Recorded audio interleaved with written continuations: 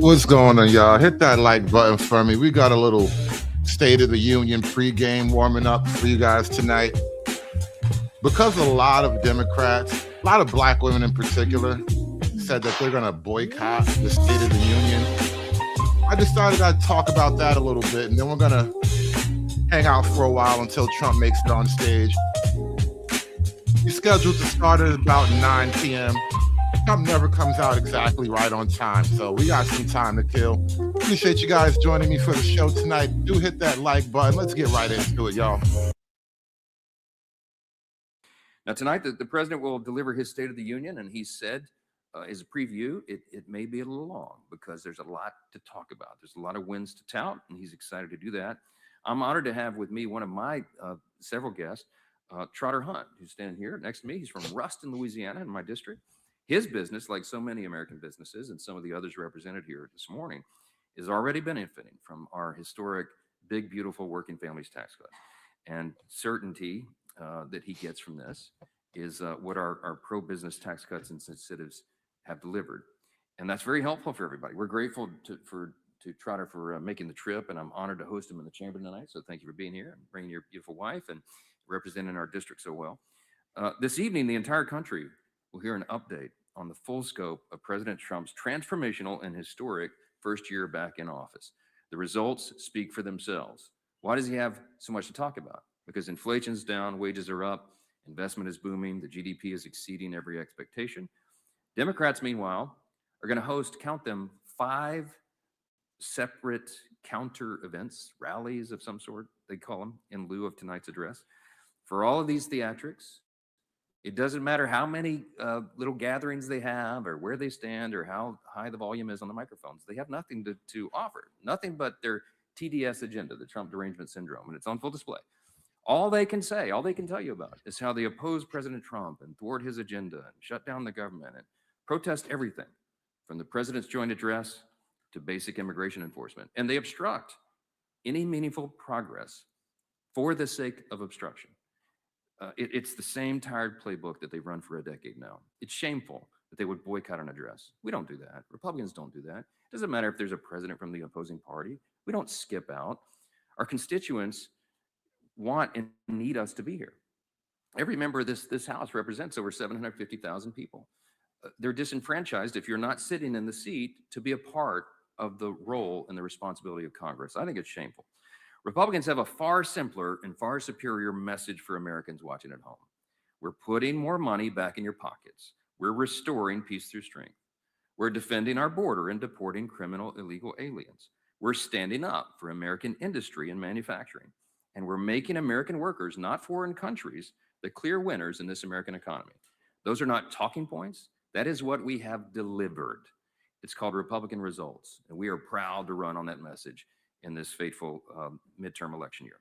So tonight, President Trump will demonstrate that Republicans are the only team working seriously to bring common sense back to our broken system. It's promises made, promises kept.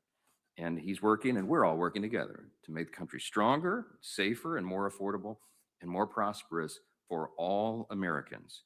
And many of them will be represented in that big, beautiful gallery tonight. The American people will see that reflected this evening and in the months ahead as we press forward on all of those promises and so much more. We're excited. It's a great time for America.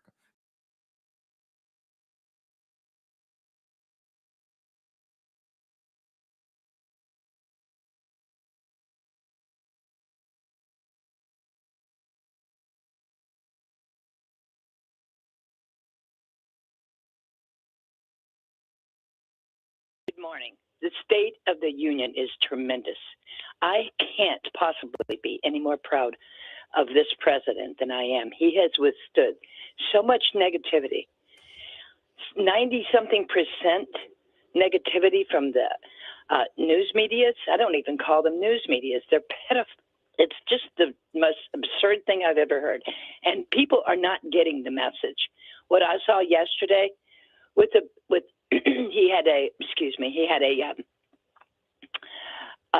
program yesterday for the children that have been killed by illegal Angel families. Yesterday, Angel family. Thank you. I was so impressed.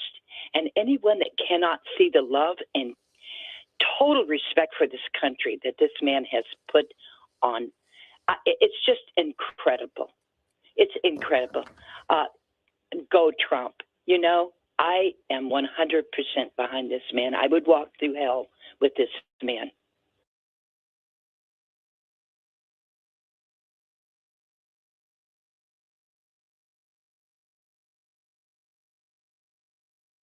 No, 100%. And that's exactly what President Trump can do, because this is the message that Republicans are going to take out to the midterms.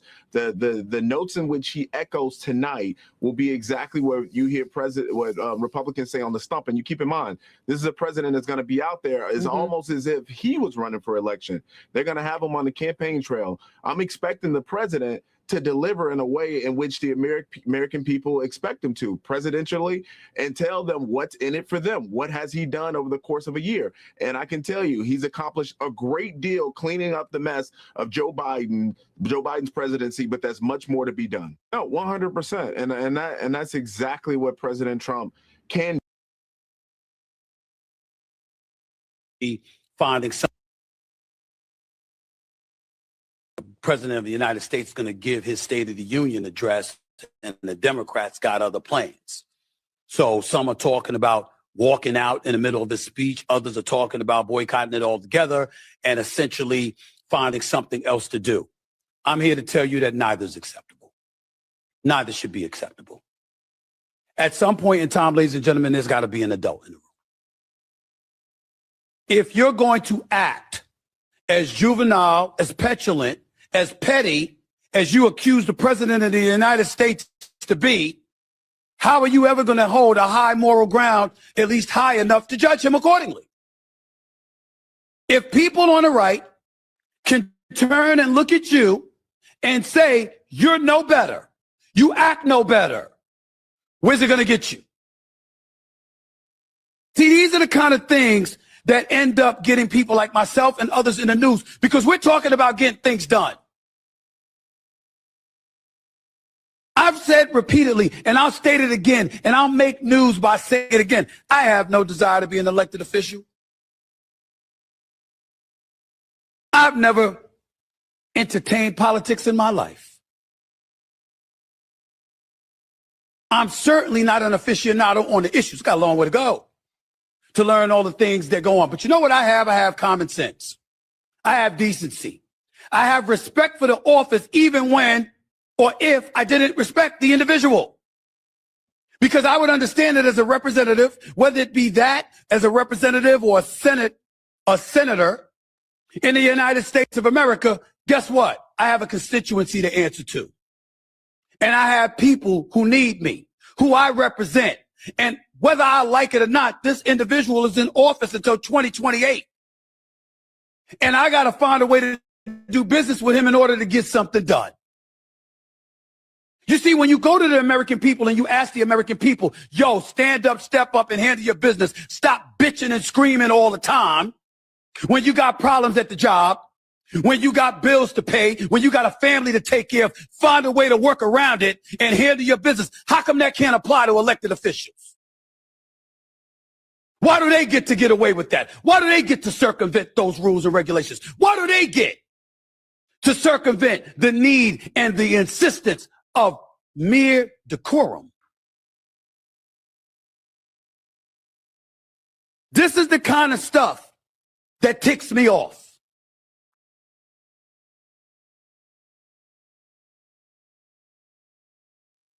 Y'all done pissed off Stephen A. Smith. To be fair, though, Stephen is always kind of loud. Stephen is always yelling. Even when he's whispering, he's yelling. So, you know, not that shocking. Not that shocking at all. But the Democrats, and you know, largely led by their angry black women cohort, they have decided to do a sort of a soft boycott of Trump. You know, not all of them are boycotting, but a lot of the more progressive radical ones are making a point of boycotting this whole thing. So there's some counter programming, if you will, happening that you are part of. There's a state of the swamp. There's a rally on the mall. Talk about some of the counter programming and why you will not be in the chamber. You are not trying to attend the meeting, but y'all are on the outside bringing people together. As I am sitting here, my phone is buzzing in my pocket, and I kid you not, when I was sitting in the green room, Democratic members of Congress every 15 minutes are texting and emailing to join our event. Anyone can watch it free online at defiance.org. This is going to be a massive rebuttal to the State of the Union.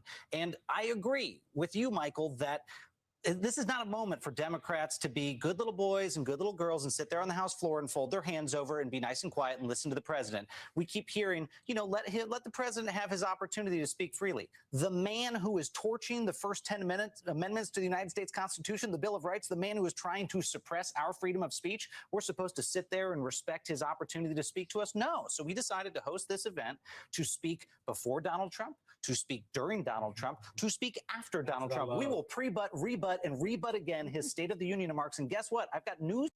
He likes saying the word butt, doesn't he? He looks like a butt lover. For Donald Trump. With how many Democrats I am seeing on these phone messages are defecting from the chamber, I am now confident at the National Press Club at the Defiance.org event, we will have more people at that rebuttal than Donald Trump will have in front of him on the House floor. Guess what, Donald Trump? My crowd size is bigger than your crowd size. You people are so strange. And right now, there's a channel on YouTube called Native Land Podcast. It was Tiffany Cross and what was that gay black dude who's trying to be mayor from Florida, Andrew Gillum. Anyway, they're having a whole thing now too. Look at this mess, y'all. When there's no reason for them to have been purged. So tell us, Judith, I'm going to come back to just a moment because what I want to talk about also is how we're fighting it. And Melanie, I know you've been very involved in the fight against the SAVE Act, which I'm sorry, but anytime you hear those jokers on the other side talking about anything to do with integrity, you know it's a lie coming, okay? Because there's no integrity in what we see going on over there. But, you know, Melanie, you're part of the fight, all of y'all, but you're part of the fight to protect us against the SAVE Act because it will not save us. So what do we need to know about what our options are, what the fight looks like right now? You know, I was putting together a little bit of work for a show. I decided against it. I might come back to it later, but I was looking at, you know, this latest crop of black female politicians and what they're running for, what they believe in. And to a man, every single black politician is incredibly pro-immigration right now. And so now we've gone from like Pan-Africa. It's one thing for us all to be black together. now it's just this weird thing of like, even the Latinos are black with us. All of South America is black. Anybody who crosses the border is black now. We're all niggas now, like Gavin Newsom. Push back on the SAVE Act.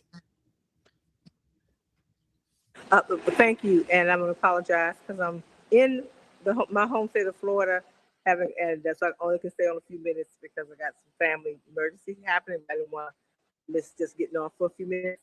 But hey, what we need to do is call the Senate. What folks need to do is call their U.S. senators because it passed in the House. It's in the Senate. They need to call 202-224-3121, 202-224-3121.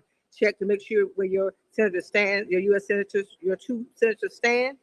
Make sure that you let them know that you want them to vote no. And the name saved, all that was on purpose, right? It sounds good.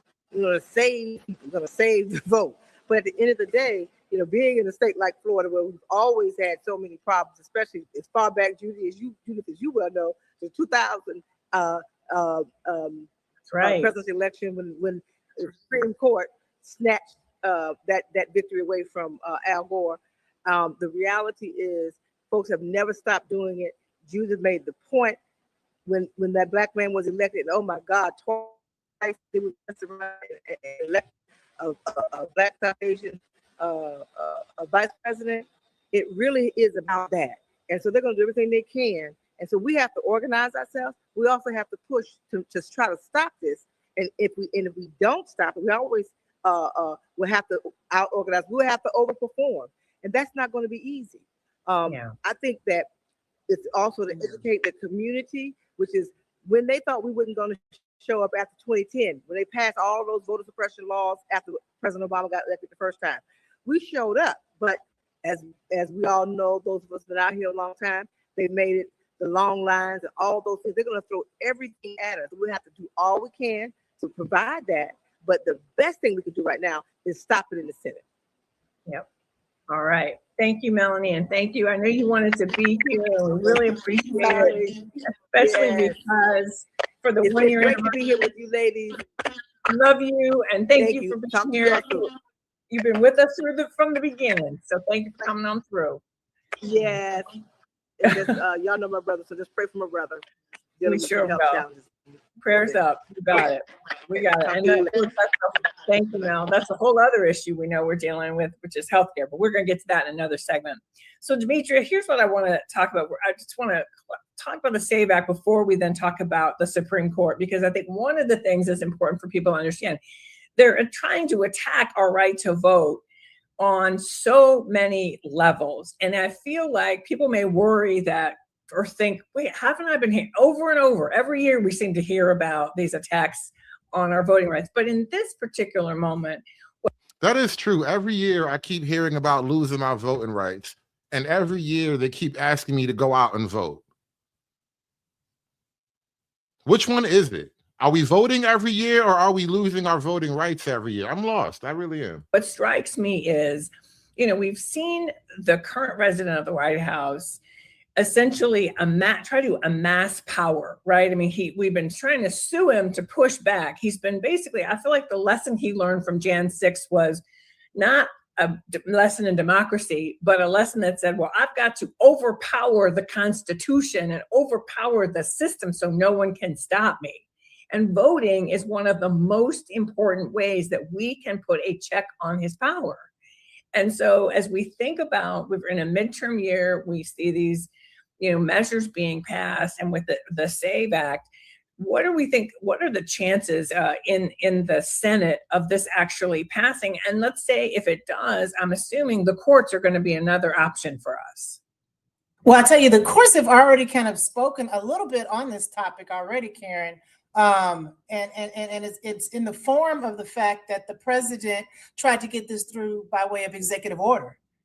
And so the court, struck that down. So I think everybody needs to know how persistent they are when it comes to voter suppression, because we had it in the executive order, then we had the SAVE Act. Now this is the Save America Act.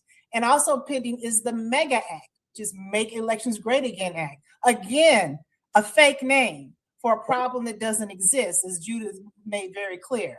And so there are folks who've been believing in states' rights, and states' rights has not always, we haven't voted well when it comes to people who fight for states' rights. That's But this right. is clearly an attempt for the federal government to take over. And they're taking over because things have been successful somewhat, right? Things haven't been perfect, but this is the 61st anniversary of Voting Rights Act, right? We're headed up there now. And so we had Bloody Sunday, March 7th, almost a week from now, right? 61 years ago. But I want listeners to understand that we cannot stop, to your point, Karen, because guess what? March 7th was Bloody Sunday. Those folks came back March 25th and walked again and made it across that bridge, despite having been beaten. And so we're not even at a point of we're talking about beatings, right? So we've got to fight with our senators. You've got to look at people around your neighborhoods and your cousins who live in another state where their senator might be about to do the wrong thing, and call that phone number that Melody mentioned, because those phones matter. I have walked up and down those halls in the Senate offices, and those little young people answering those phones, sometimes those phones are burning up. And the senators know it when the phones are burning up. So again, that number is 202-224-3121. And that's what we've got to do, because this is because people have been voting. All those people at the 7 p.m. segment that you all had, those people are there because people could vote. People could pick representatives that they wanted to represent them. And that's what this is about. That's what they're trying to stop. Well, and that's also when we talk about the things that are happening, maybe if you're living in a state where you're hearing about redistricting, that's what it means. And I think it's so important that we, connect all these dots, that the reason we're talking about voting and why it's so important, it's exactly what you just said, Demetria, is because we get to pick who represents us, people, they don't get to pick who their voters are, right? And so we've got to keep fighting this fight. And so, Demetria, I want to talk a little bit about the Supreme Court, because obviously the LDF has played a huge role in a very important and consequential case. And just briefly, before we have to shift gears here, I think it's important that we touch on it, because we're going to come back to them in a minute, y'all. If they get a little more interesting, we'll drop in back. We'll drop in back on them. But I want to jump to this one right here. Look what I just found. Fox News Channel. We have just and it's happening right now at the White House. This is breaking news here on the Fox News Channel. We have just confirmed that President Donald Trump will sign an executive order that will make English the official language of the United States. In our nearly 250-year history, we've never had an official language, ever. The executive order expected to be signed sometime today. Bill Clinton made a move on this back in the 90s, but the mandate that he signed will now be rescinded. In other words, what he did in the 1990s is that he did not require agencies that worked for the government to provide English only. They had to provide more options for those who needed different languages upon which they spoke. Donald Trump's going to change that, and we'll see whether or not he sends it up to the Hill, Congress, maybe Speaker Johnson, John Thune. Maybe they jump on something like this with Republicans in control to sign it into law. Many times they've said, if you don't codify it, it doesn't last. But today, the executive order should come down from the Oval Office. All right, we got that. We've got this now for new. So English is the official American language. Oh, and by the way, speaking of American wins, shout out to Team USA beating Canada. Team USA is at the White House today, too. This looks like a 1990s Ralph Lauren polo commercial, by the way.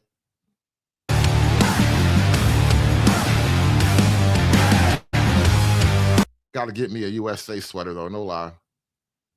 Got to get me that Ralph Lauren USA polo sweater.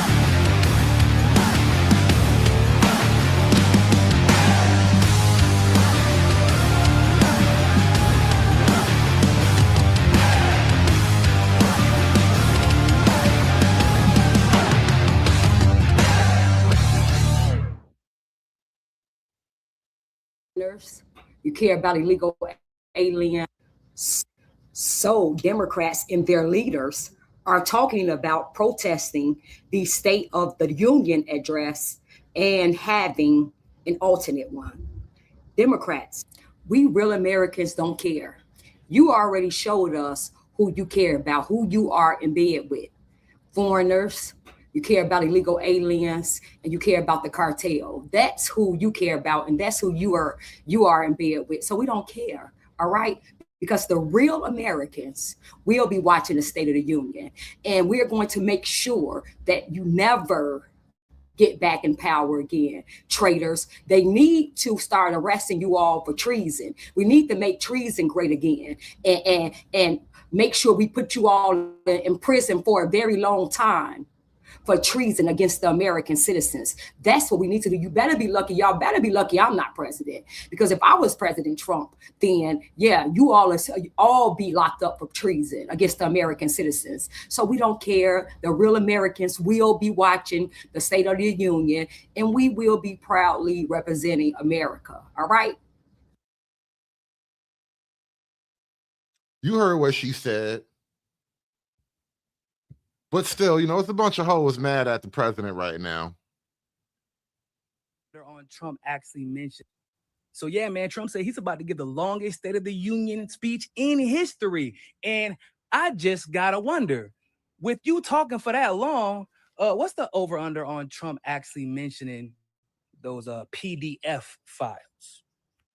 Like, I already know that this man's going to try to take credit for the operation in Mexico that led to a drug cartel capo getting killed, supposedly with the help of U.S. intelligence. And of course, he's going to leave out the part that the war being waged right now in Mexico because of that operation is actually being waged by cartels that are using U.S. military-grade weapons. But, you know, outside of all that, he going to talk about them files. Like, I know he has to talk about something to distract from the fact that he has a historically low approval rating going in to a State of the Union address, like lower than George Bush, lower than the worst version of Obama, the least popular version of Obama. But like, even still, are you going to talk about them vows?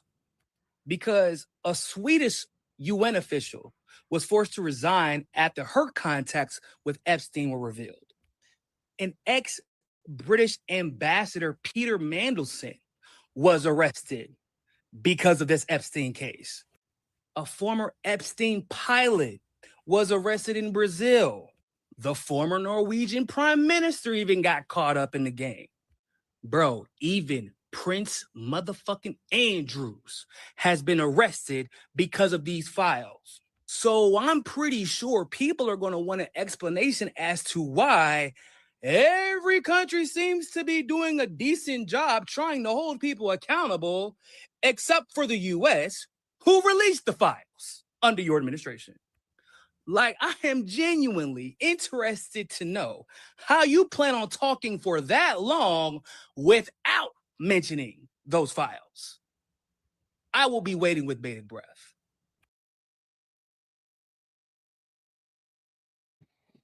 I don't remember really anything devastating about Trump coming out of those files. I mean, honestly, if there was any real devastation in those files, we wouldn't be hearing from random TikTokers about it. What does this do to the fabric of our communities when we're tearing child from parent in this way? Yeah, I mean, it robs you of your sense of safety.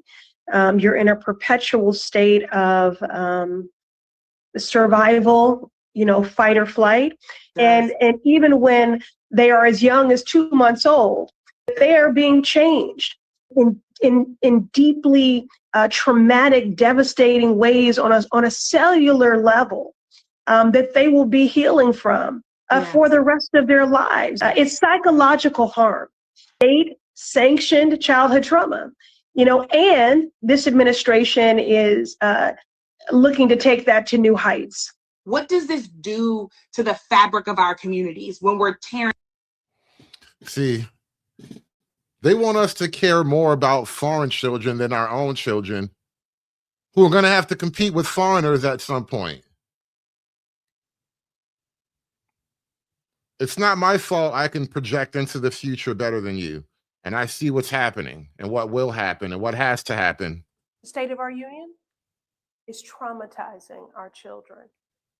And that is because of the violent rhetoric and policies enacted by the occupant of the Oval Office, creating a state of child abuse, neglect, and trauma. I've been in Congress 8 years, but my entire public service career has been dedicated to finding ways to prevent childhood trauma, to mitigate its impacts, to heal the children. And that's why tonight, She's worried about little Mexican kids. Has she ever talked about any of the black kids who have been killed by illegal immigrants? There was just a woman recently got run over by an illegal immigrant running from ICE. And I know there have been a handful of cases where like black girls have been snatched up by illegals in one way or another. They never talk about them. They love to talk about little Mexican kids. I'm sorry, I don't really know a lot of Mexican kids. It's just not really pulling on my heartstrings, you know? Shout out to Mr. Enigma with the $6. He says, I understand why B-dubs want mass immigration. They want options. Statistically, it's going to take a lot of immigrants for the options to exist. Yeah, they want a lot of things. They want a lot of conflicting things, you know? They want free money and endless immigration. You can't have them both. No more money for you! It's lazy! You lazy! You lazy! No more money for you! my honorary State of the Union guests will be children who have been directly harmed and impacted by ICE. Now, I will be boycotting the State of the Union. I will not be in the chamber. I will not legitimize or normalize the violence and harm caused by this administration. But I do want to lift up the stories of children who have been directly impacted by the lawless, rogue, and racist actions of ICE. So they will be my honorary guests tonight. Eleni, Daphne, Juan Nicholas, and Suche. Soon enough, you'll hear more about Suche. She got Suche? Oh my God. I knew the other girls was coming, but I didn't know she got Suche. Oh, snap. their harrowing experiences.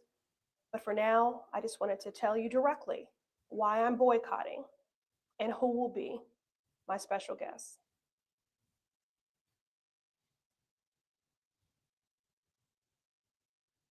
They got Suche, y'all. I will not be attending the State of the Union. And an overwhelming majority of my constituents are backing me up on this one. Here's why. It's because of what Trump has done to our country, our civil rights, and our democracy. Are your constituents Mexican? Where is she from? I bet you her people are Mexican. Where your people from, woman?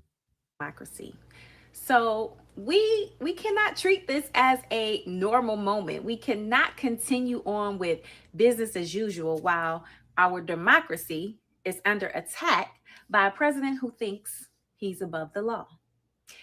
And then on top of that, he has signed legislation that will result in thousands of people in our district losing their health care and nutrition benefits. So I know Northeast Ohio has had enough, and I have definitely had enough.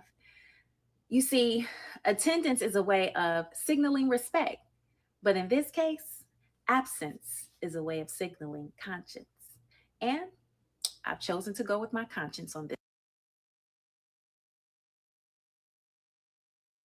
You know, recently I saw a video about some woman who was running for Congress, and she says flat out that a big part of her motivation for even wanting to be in government at all is because some guy broke up with her, and she's just been on one ever since then.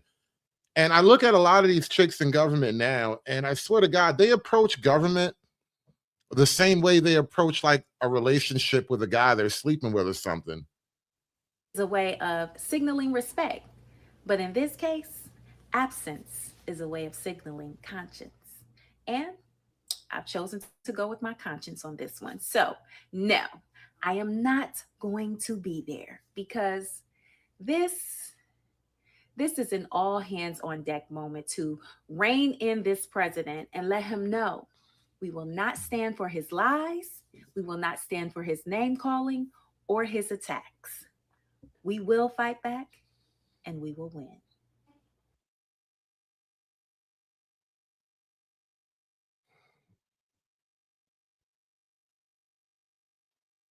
Yeah, only thing I can tell you is that even if I'm in DC, I'm not attending the State of the Union address. It's the only thing that I know for sure.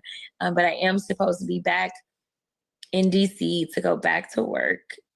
Yeah, only thing I can tell you is that even if I'm in DC, I'm not attending the State of the Union address. Hopefully she won't have to come back to DC much longer. She most likely will lose her her Democratic nomination to the Senate down in Texas, but we'll see. We'll see. They got some guy named Talrico. They look like they're trying to line the DNC up behind him.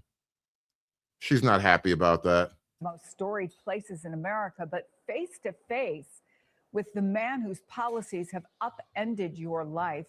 Can I just ask how you're doing? Yeah, thanks for having me. Did Trump deport your husband? I bet Trump sent her boyfriend back home. Thanks for asking that question. You know, I have spent the last month learning the names of the tendons in my shoulder, because both of my shoulders are torn, cartilage and tendon, right? But what I haven't learned is the names of the people who did this to me.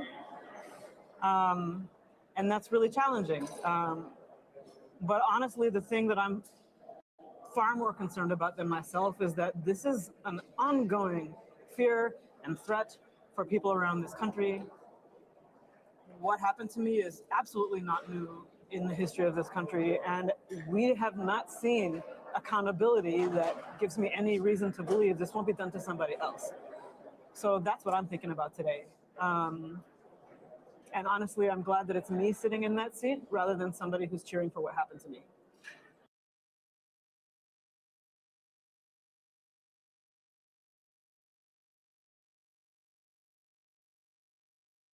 And inhumanity. Ferris Day came to this country over a decade ago, coming to the United States from a refugee camp.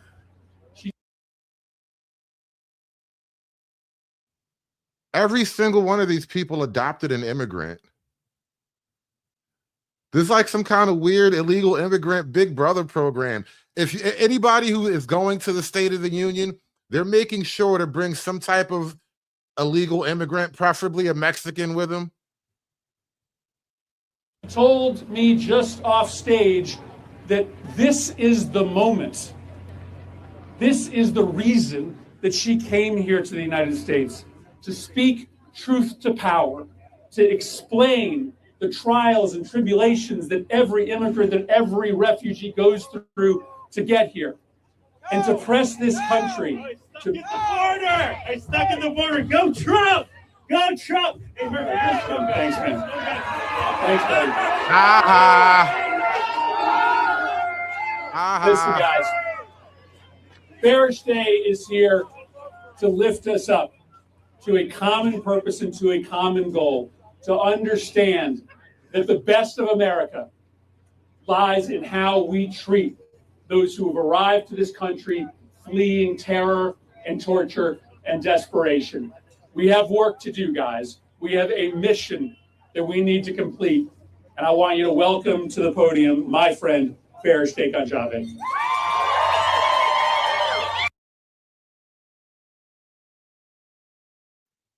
It's a really stupid policy. Like, if your country is shitty, you get to come to America. That can't be right. Administrative leave. So you're going to want to. Oh, Joy Reid is here. Oh, look at Joy Reid. Oh, we got to focus in on Joy Reid. I had no idea Joy Reid was up there. It's by uncaring Republican administration. All right. All right, y'all okay? You doing all right? How many of you remember Kilmar Abrego Garcia? How many of you guys remember Kilmar? Wave your hand if you remember. Well, coming to the stage is the man who had the courage. Didn't we send Kilmar to like Nigeria or something? Oh, look at that. My fans are back. What I always say is, you know who I am, and I don't know who you are. That means you're a fan, you're a fan, you're a fan, you're a fan. Go ahead and keep on standing me. Keep on standing me, because I don't know who the hell you are, but you know me. Hallelujah. Keep on being my fan. Coming to the stage is the great Chris Van Hollen, Senator Chris Van Hollen of the great state of Maryland. He'll be joined by Jenna Norton, a public health scientist focused on health equity and data standards to improve health outcomes in kidney and urologic diseases. She was a lead organizer of the Bethesda Declaration, a whistleblower letter to the NIH director and members of Congress detailing this harm. In November 2025, she was placed on retaliatory administrative leave. So you're going to want to give her a major round of applause. Senator Van Hollen.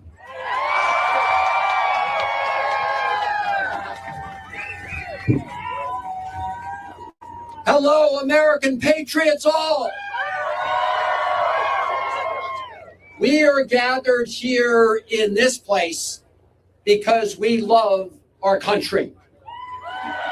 And we know that our democracy is not on automatic pilot. And we know that we, the people, must mobilize to save it. Are you out here to save our democracy?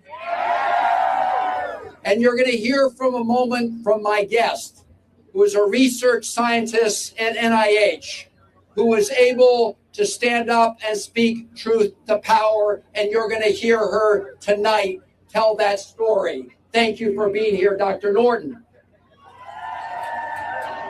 Now we know, right, of being more likely to be pulled over and then not only face the criminal consequences, but then face the immigration consequences, right? So our folks right now, in so many ways, are on the front line, are disproportionately impacted. This is definitely the half Latino crew.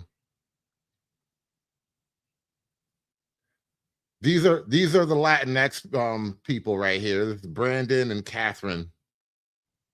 They're half Black, half Dominican. There's going to be a big increase in undocumented folks, specifically Black undocumented folks. The cancellation of TPS for Haiti. I could go on and on. We're in a state of crisis. But I just wanted to add on to that I think it's important for people to remember, those are legal pathways. That means people are doing it when people say, well, I want the people who do it the right way, that is the right way, actually. And then, Brandon, the other piece I want to bring into this, because all three of them are different shades of mulatto. Brought this up. It also means this profiling. Our people, our communities are more criminalized, right? We're under investigation more. We're being surveilled more. And what that means in our communities, the fear and the anxiety, and also the race baiting. And the other place where we've seen, I know HRC is working on the immigration issue, so I'm going to make this a twofer for you, because the second piece of this we have to talk about is what's happening to the LGBTQ community, where it is also, again, all this pitting everybody against each other and saying those people, and right, which is also part of this distraction that's meant to keep us from paying attention to the fact that he is gaslighting us. So I would love for you, Brandon, to kind of talk about the work you're doing at HRC on both of those fronts, because it's so important. Yeah, well, first of all, I really appreciate what Kat said about immigration being a Black issue. It's important to name that immigration is also very much an LGBTQ plus issue, right? And what we've seen from this administration in particular. Immigration is an LGBT issue. Are we importing LGBTs? Don't we have enough LGBTs in America? Do we have to import them? Do they make LGBTs cheaper in Mexico and China? Is that what's happening? Do we get LGBTs at a discount if they come from Mexico or China? Is there like a factory spitting these niggas out? Particular is the targeting of LGBTQ plus asylum seekers in this country, people who have fled countries where they face violence and often even death because of their sexual orientation or gender identity, to come to a country that has said it would be welcoming to them. We've seen this administration target them, whether it's Andre Hernandez Romero, the gay makeup artist who was to CCOT in El Salvador because they didn't like his tattoo, or the two Iranian. It was probably a gang tattoo. That's why he wound up in the gang prison in El Salvador. That's why they built that prison for the gang members. He had a gang tattoo. Oh, sucks to be him. Apparently gangsters can be gay too. Listen, there's all types of shit going on in this country. Asylum seekers who the Trump administration is trying to send back to Iran, knowing that they will likely face imprisonment or death because of their sexual orientation. This administration has targeted LGBTQ plus, immigrants, asylum seekers over and over again. So of course, we have to say that immigration is an all of us issue. Every single time the administration targets an immigrant population, it impacts all of us. And I appreciate that you're naming the impacts to LGBTQ plus people across the country more broadly, because this administration and the right wing broadly know very well how linked all of our liberation is. It's clear to them how linked we are because they come after us all at the very same time. And I think they do that for a couple of reasons. One, because the communities that they're targeting, Black folks, immigrants, brown folks, LGBTQ plus people, those are communities that historically they've been able to demonize and dehumanize, to distract the country, to use us as scapegoats to generate fear so that they can claw power back into their grasps. But I also think they do it because historically, those are the very same communities that have met violence and oppression with joy and defiance that are not tameable. We are populations that cannot be controlled. And our vision of what's possible in this country shines so bright so often in the face of that hate that we actually dare other people to imagine a world that's better for them too. That is what they are most afraid of. And I think this moment calls for that defiant joy and contagious courage. And it is what is scaring Donald Trump and his enablers so much. Brandon, I want to underscore that. And I love that you said that our uncontained joy, they can't contain us. That right? Because let's be real clear. That's been a big part of what this has all been about. They've been trying to contain women. They've been trying to contain people. Like anybody who's not like them, they want to contain us and keep us in a little box because we might just be too much of too much. That's right. I love that you named that. I love that you said that. Kat, let's talk real quick because I know we're gonna have to go soon. I'm watching the clock here. I know there are real practical things that I know in my community we've been told in terms of like, if you see something happening, it's take your phone, record it, ask the person, who can I call for you? What other, we're talking about voting. We're talking about, and this I guess is for both of you, I should say, talking about building political power, Black political power. How can we build our political power in this moment to fight back against this hate and division and really just this terrorizing of our communities? That's such a great question. So there's so many things that we can do, and we are doing all of the things. It is quite incredible. First and foremost, know your rights. If you have not taken a know your rights training, it does not matter what your immigration status is. You make sure that you sign up for one, whether it be at CASA or one of the many other organizations that are hosting know your rights trainings, and you know what to do if you have an interaction with ICE. That is absolutely critical. Look online and sign up and do that today. There's also tons of actions that we can take. We are seeing this movement in Congress where folks in Congress are saying, not another dollar. Call your members of Congress and say, do not give ICE or CBP another cent, and help give them the courage that they need to keep fighting for us to shut this program down. Last thing that I want folks to do is make sure that you are getting involved in your local and your state advocacy campaigns. There are so many happening. And while we may not be seeing those wins on the federal level, they are happening locally. And I have to give a shout out to Maryland, who just banned 287G agreements, limiting law enforcement officers from being able to formally partner with ICE. I shout out to Maryland because I don't think it's a coincidence that Maryland has the largest Black caucus in the country, formerly led by Delegate Janelle Wilkins and now Delegate Scott Phillips. But the bill was also signed into law by our first Black governor of Maryland and only governor in the country, Governor Westmore. So shout out to them and their leadership. This is a community victory, but Maryland is not the only place where action is happening. So whether it's at your state level, your local level, your municipal level, if you can go to your city council, reach out. There are protections for immigrants at every level of government. We've got to just stay involved. Thank you so much, Kat. Brandon, last word to you here. Underscoring, we're gonna make our joy. They can't contain us. But what else would HRC recommend? So we are protecting our brothers and sisters in the LGBTQ plus community, and that intersection where it comes into play with immigration. Yeah, so I would say three things. First, let your joy be untamable. I think I've been sitting a lot with the Super Bowl halftime show and the way in which it had this contagious joy that sucked people in. And at the end, with the flags waving and the football that says "Together we are America," like if you're not excited about that, then you look foolish, you look absurd. And that's the idea of our. Of course, the ambiguously homosexual brown guy was totally in love with the Super Bowl. I bet him and his boyfriend kissed at the very end of the game. In the White House. Second, as Kat said, you have power wherever you live. You can go to hrc.org. We would love for you to get involved with us to plug in. Whether they believe it or not, whether they will admit it out loud or not, this administration is actually allergic to pushback, and they do falter just a bit when they come face to face with an immovable object. We've seen that whether it's in Minneapolis or somebody in an inflatable frog suit in Portland. Every time they come up against an immovable object, they really do falter. And the final thing I would say is we are going to build political power in November that we can turn into real power in the halls of Congress. HRC has identified 75 million people in this country who prioritize equality when they show up to vote for their candidates up and down the ballot. 15 million of those voters are Black.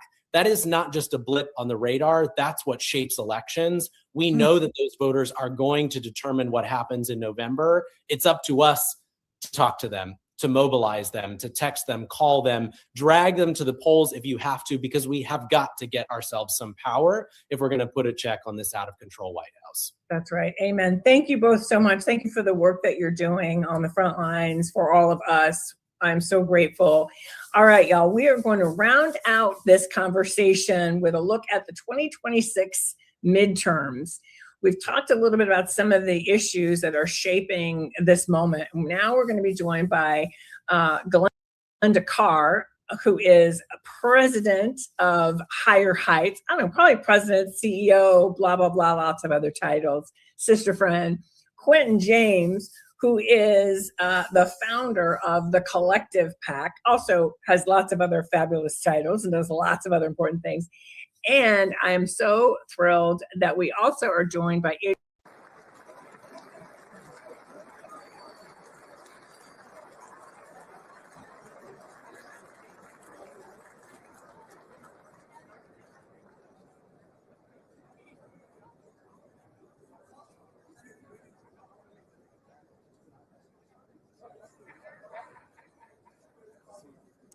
It looks like the president has left the White House. He should have made his way into the Capitol by now. You see the floor is filling up.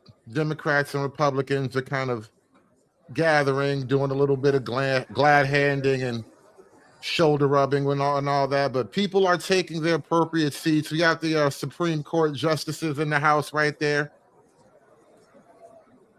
Where's my man Clarence, though? Where is Clarence? We need Clarence up there. Need some color in the Supreme Court.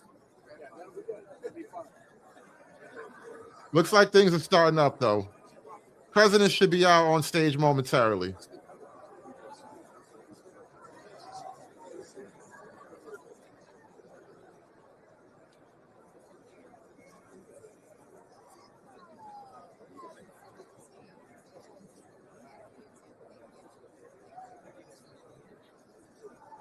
My son's a freshman.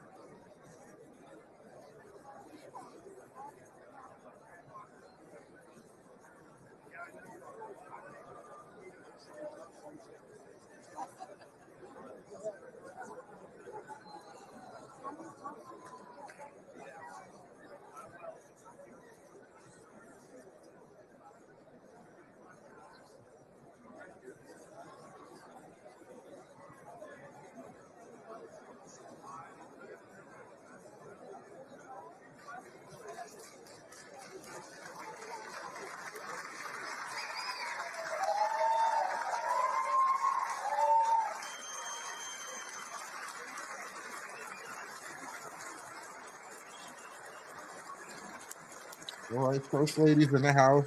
Trump got to be coming out any minute now. With the young Barron. Barron's a big guy, geez.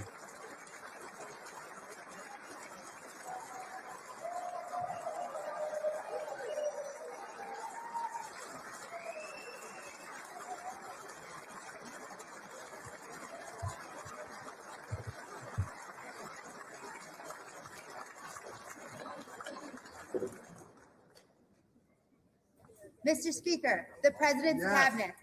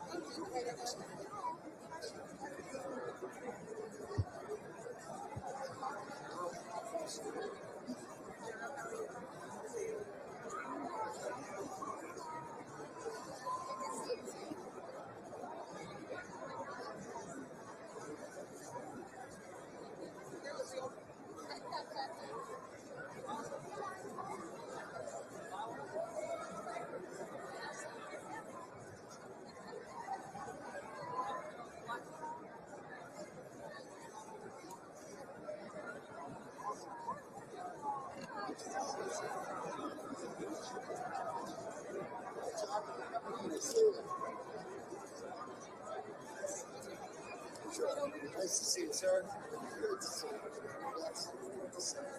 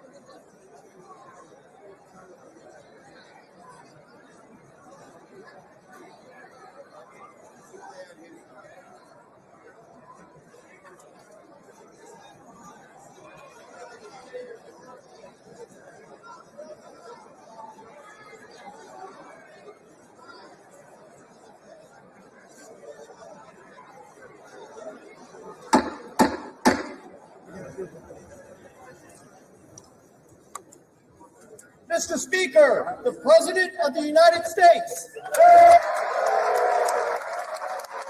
All right, it's happening, y'all. You said it's gonna be a long one. Pause.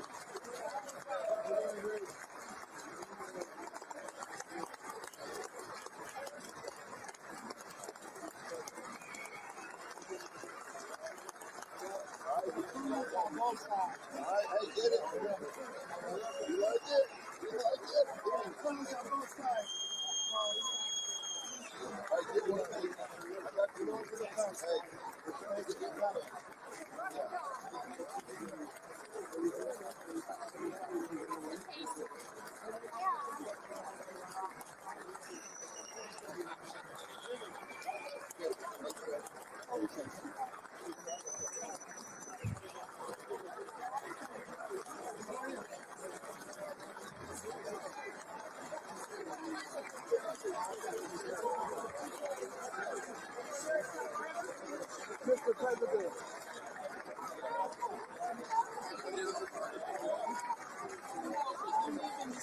I'm sorry. I'm trying to keep them on time.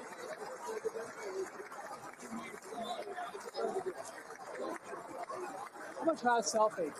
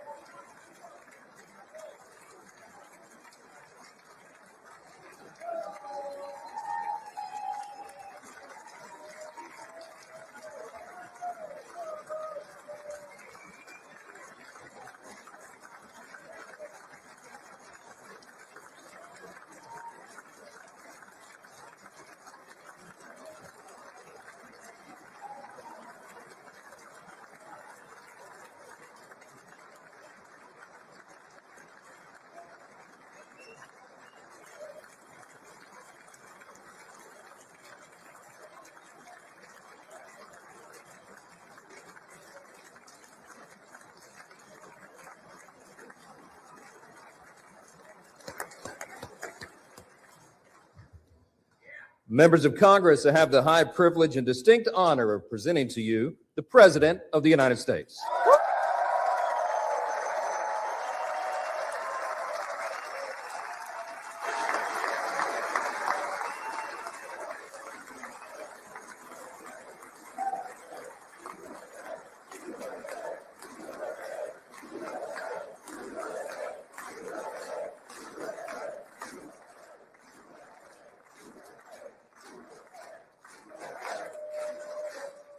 Well, thank you very much, everybody. It's really an honor. Speaker Johnson, Vice President Vance, First Lady of the United States.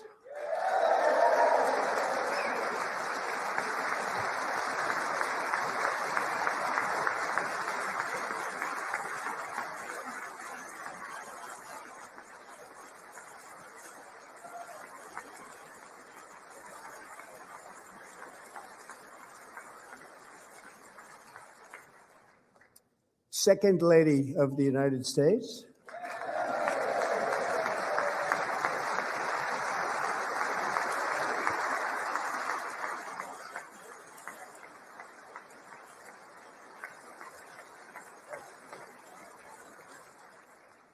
Members of Congress and my fellow Americans, our nation is back, bigger, better, richer, and stronger than ever before.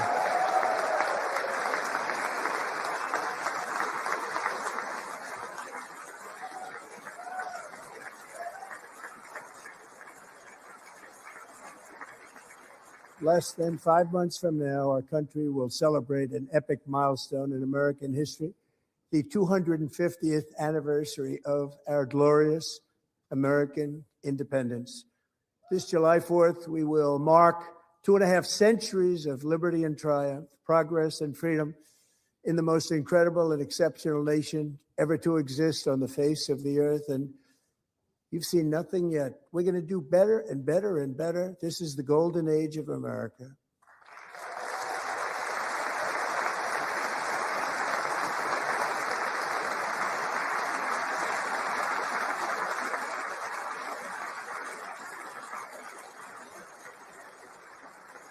When I last spoke in this chamber 12 months ago, I had just inherited a nation in crisis with a stagnant economy, inflation at record levels, a wide open border, horrendous recruitment for military and police, rampant crime at home, and wars and chaos all over the world. But tonight, after just 1 year, I can say with dignity and pride that we have achieved a transformation like no one has ever seen before, and a turnaround for the ages. It is indeed a turnaround for the ages.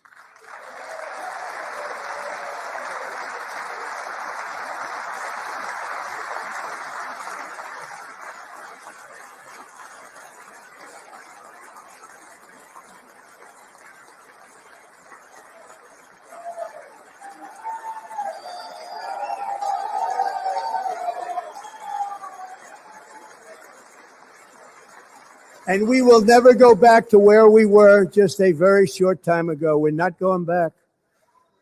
Today, our border is secure.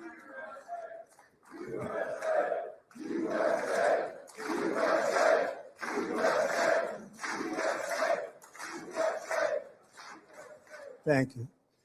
Today, our border is secure. Our spirit is restored. Inflation is plummeting. Incomes are rising fast. The roaring economy is roaring like never before, and our enemies are scared. Our military and police are stacked, and America is respected again, perhaps like never before.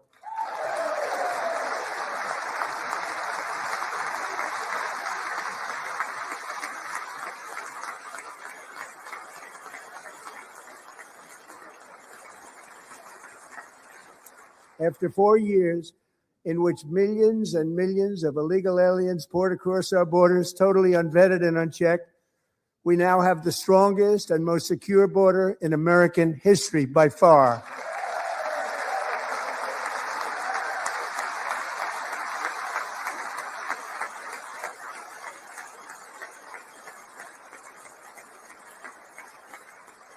In the past 9 months, 0 illegal aliens have been admitted to the United States.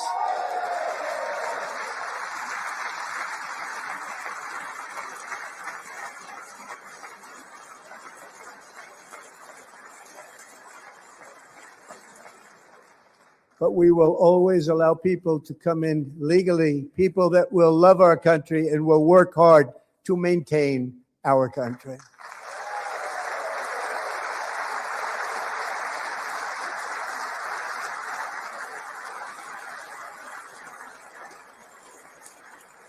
The flow of deadly fentanyl across our border is down by a record 56% in 1 year.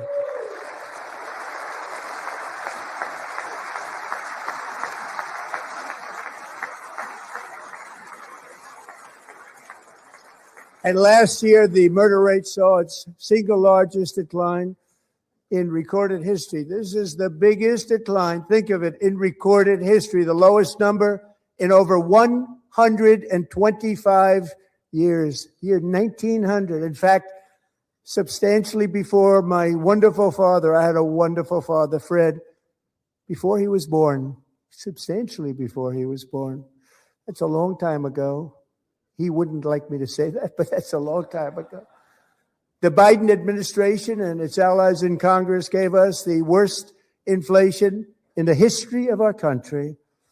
But in 12 months, my administration has driven core inflation down to the lowest level in more than 5 years. And in the last 3 months of 2025, it was down to 1.7%.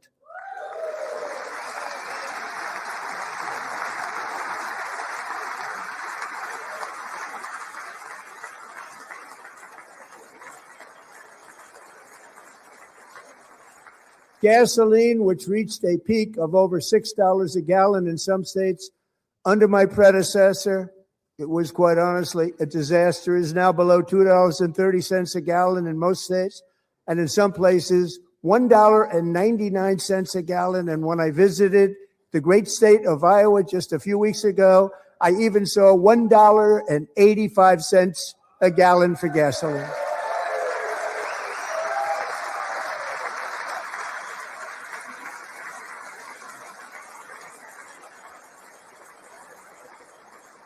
Mortgage rates are the lowest in 4 years and falling fast, and the annual cost of a typical new mortgage is down almost $5,000 just since I took office. 1 year. And low interest rates will solve the Biden-created housing problem well, at the same time protecting the values of those people who already own a house that really feel rich for the first time in their lives. We want to protect those values. We want to keep those values up. We're going to do both. And we are going to keep it that way. The stock market has set 53 all-time record highs since the election. Think of that, 1 year. Boosting pensions, 401ks, and retirement accounts for the millions and millions of Americans. They're all gaining. Everybody's up, way up. In 4 long years, the last administration got less than $1 trillion in new investment in the United States. And when I say less, substantially less. In 12 months, I secured commitments for more than $18 trillion pouring in from all over the globe.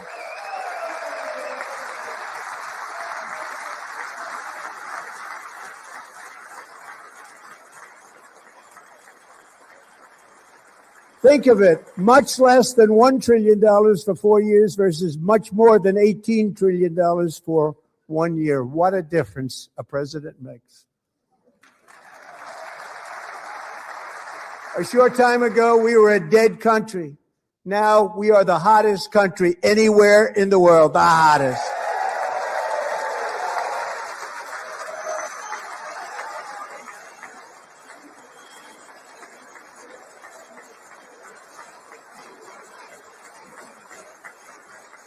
As thousands of new businesses are forming in factories, plants, and laboratories are being built, we have added 70,000 new construction jobs in just a very short period of time. It's getting bigger and bigger and stronger. Nobody can believe what they're watching. American oil production is up by more than 600,000 barrels a day, and we just received from our new friend and partner, Venezuela, more than 80 million barrels of oil.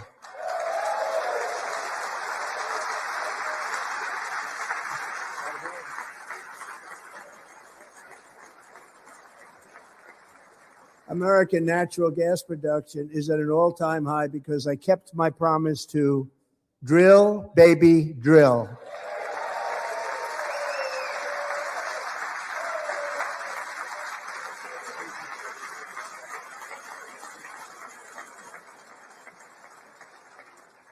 More Americans are working today than at any time in the history of our country. Think about that. Any time in the history of our country, more working today. And 100% of all jobs created under my administration have been in the private sector.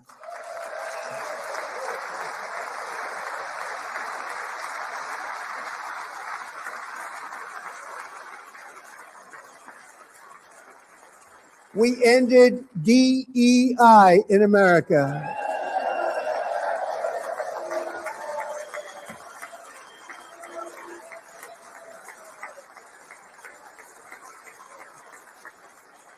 We cut a record number of job-killing regulations, and in 1 year, we have lifted 2.4 million Americans, a record, off of food stamps.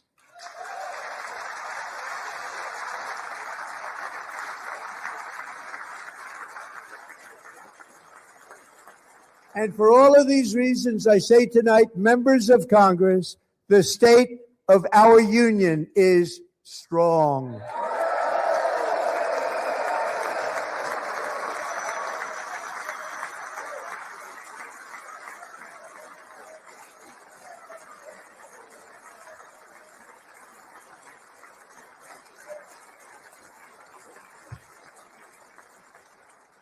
Our country is winning again. In fact, we're winning so much that we really don't know what to do about it.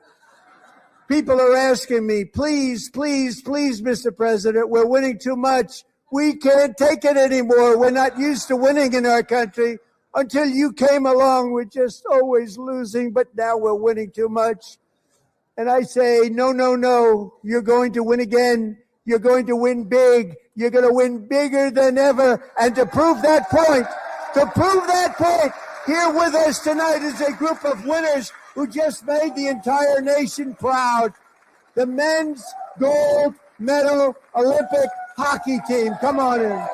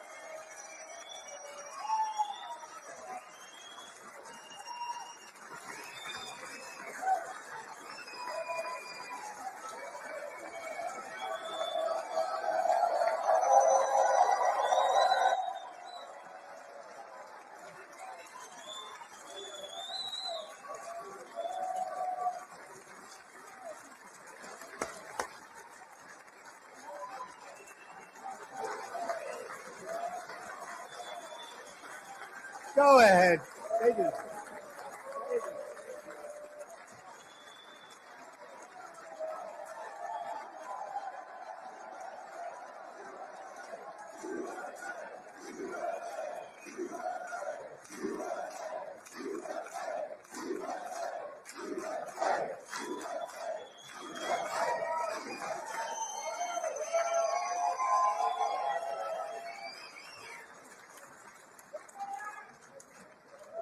That's the first time I've ever seen them get up.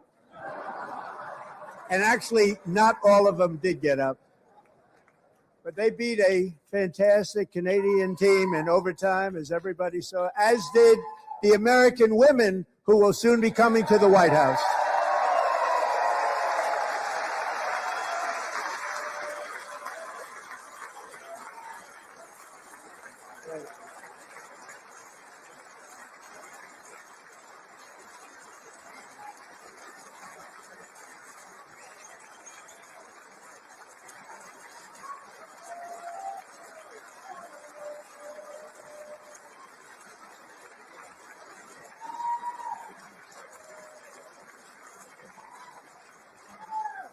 They were in the Oval Office before, and I just want to say a second very big congratulations to Team USA. But I have to say that, and I told them this, and we took a vote of the team. I said, anybody votes no, I'm not doing it. So they stood there, and they weren't about to say no, because I've never seen a goaltender play as well as goalie Connor Hellebuyck.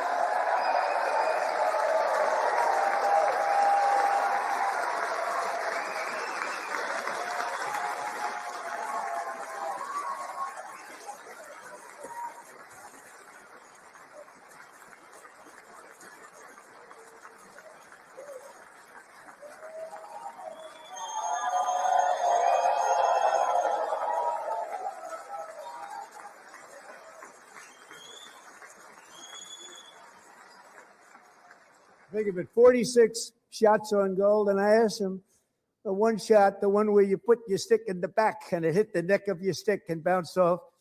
You practiced that, or was that a little lucky? He refused to answer that question.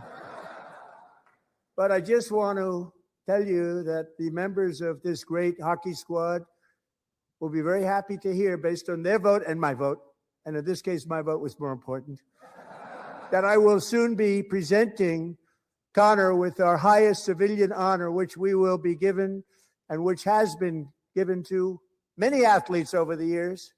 But when I say many, not too many, like 12, it's called the highest civilian honor in our country, the Presidential Medal of Freedom.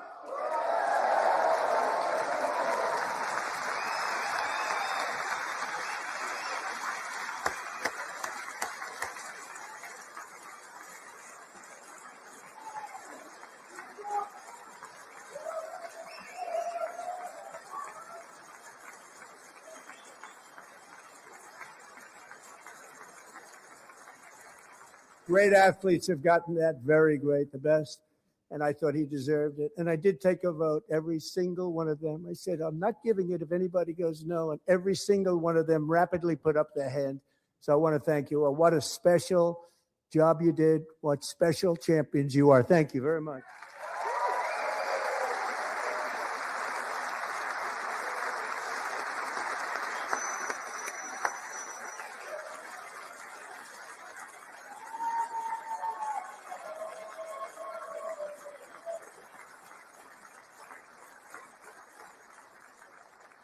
I'm also pleased to say that the next time the Olympic torch is lit, it will be here in America for the 2028 Olympics, and it's the summer version right in Los Angeles. We're going to do a good job in Los Angeles.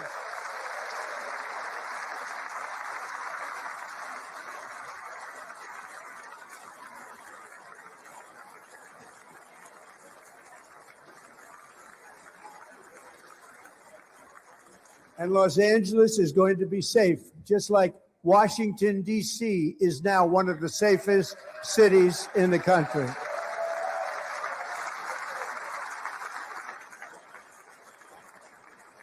And this year, and I must say I got them both. I got them in the first term, and I was disappointed because I didn't think I'd be the president when this happened. But strange things took place. And now I've got them because I got the Olympics and I got the 2026 FIFA World Cup. And I wanted to claim the 250th, but I didn't get away with that one. I couldn't claim that one for myself. But we're getting the World Cup. So we have the World Cup and the Olympics coming. And that is exciting news.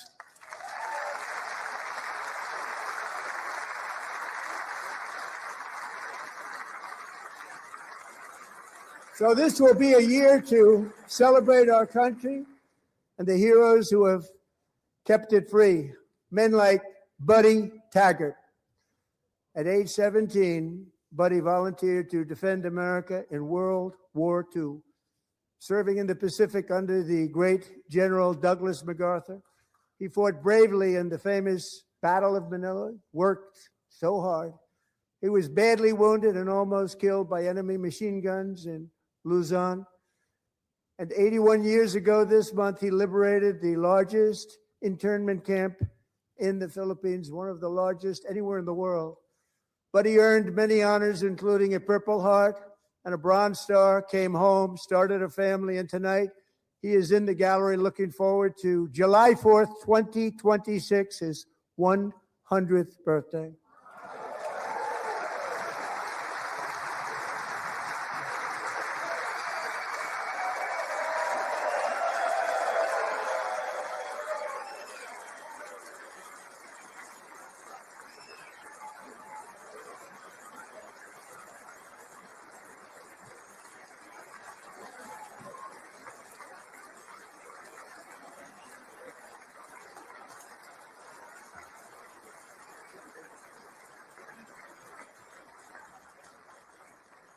So, buddy, you're a brave man, and we salute you. Even in times of challenge, setback, and immense heartache, the spirit of 1776 has always shone through very brightly. It was July 4th of last year when floodwaters tore through a girls' summer camp in Central Texas, one of the worst things I've ever seen. I was there, rising 26 feet in the matter of minutes, tragically claiming many, many lives. You all remember that one. As the waters threatened to sweep her away, 11-year-old Millie Kate McClymont closed her eyes and prayed to God. She thought she was going to die.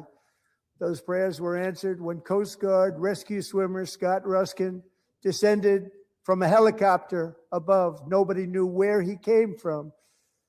It was Scott's first ever rescue mission, a young guy, but very brave, very, very top, always top in his class. And he lifted not just Millie Kate, but 164 others to safety.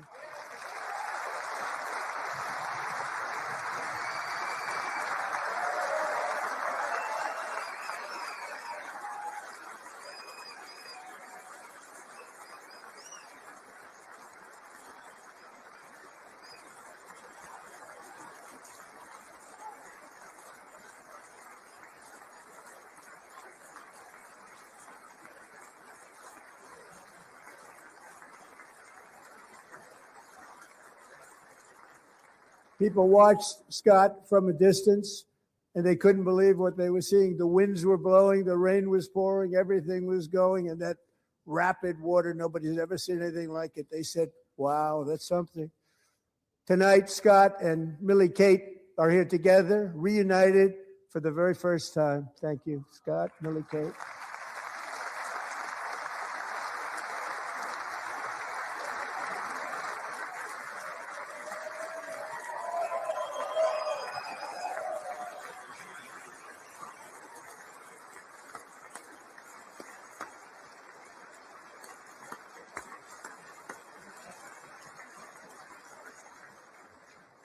And Petty Officer Ruskin, I'm pleased to inform you that I am now awarding you the Legion of Merit for extraordinary heroism, which is what it was, extraordinary heroism. Thank you.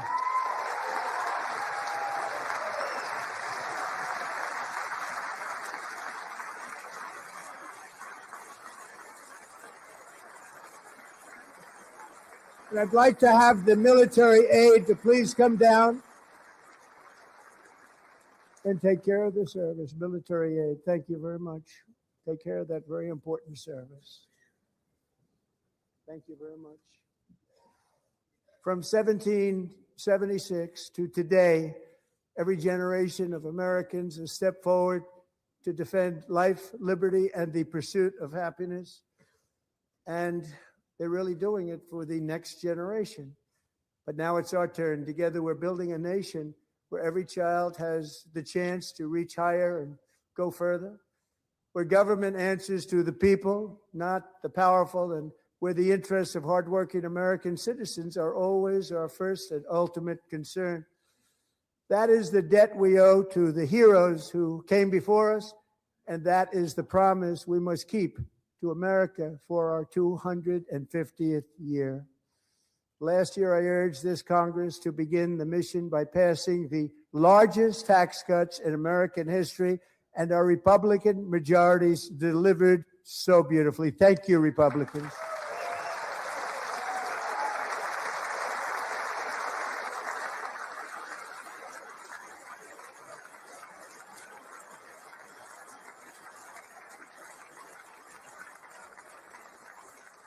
All Democrats, every single one of them, voted against these really important and very necessary massive tax cuts.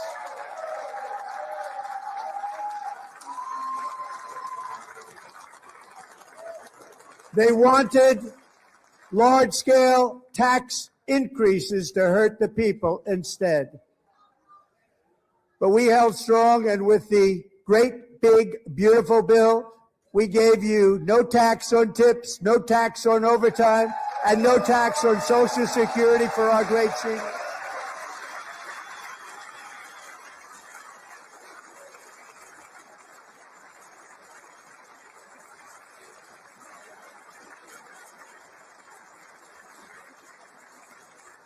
And we also made interest on auto loans tax deductible the first time, but only if the car is made in America.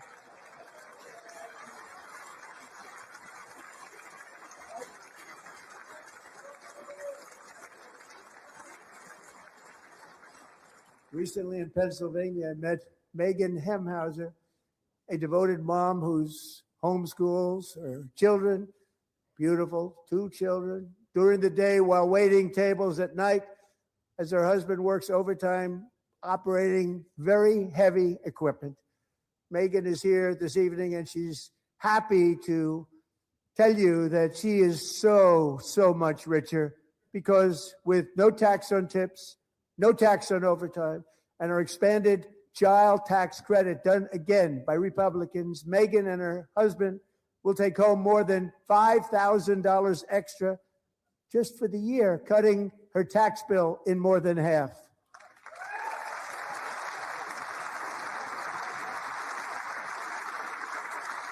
Megan, please stand up. We're fighting for you, Megan.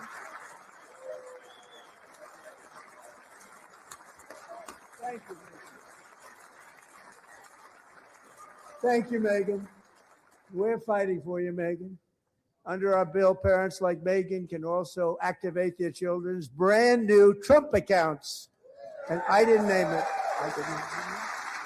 I did not name that.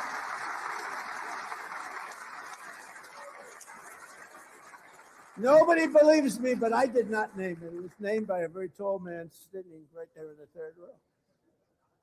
Nice man, a good man. Tax-free investment accounts for every American child. This is something that's so special and has taken off and gone through the roof. Millions will be pre-funded courtesy of the U.S. Treasury and private individuals like Michael and Susan Dell, who have donated $6.25 billion to fund the Trump accounts for 25 million American children. They're great people.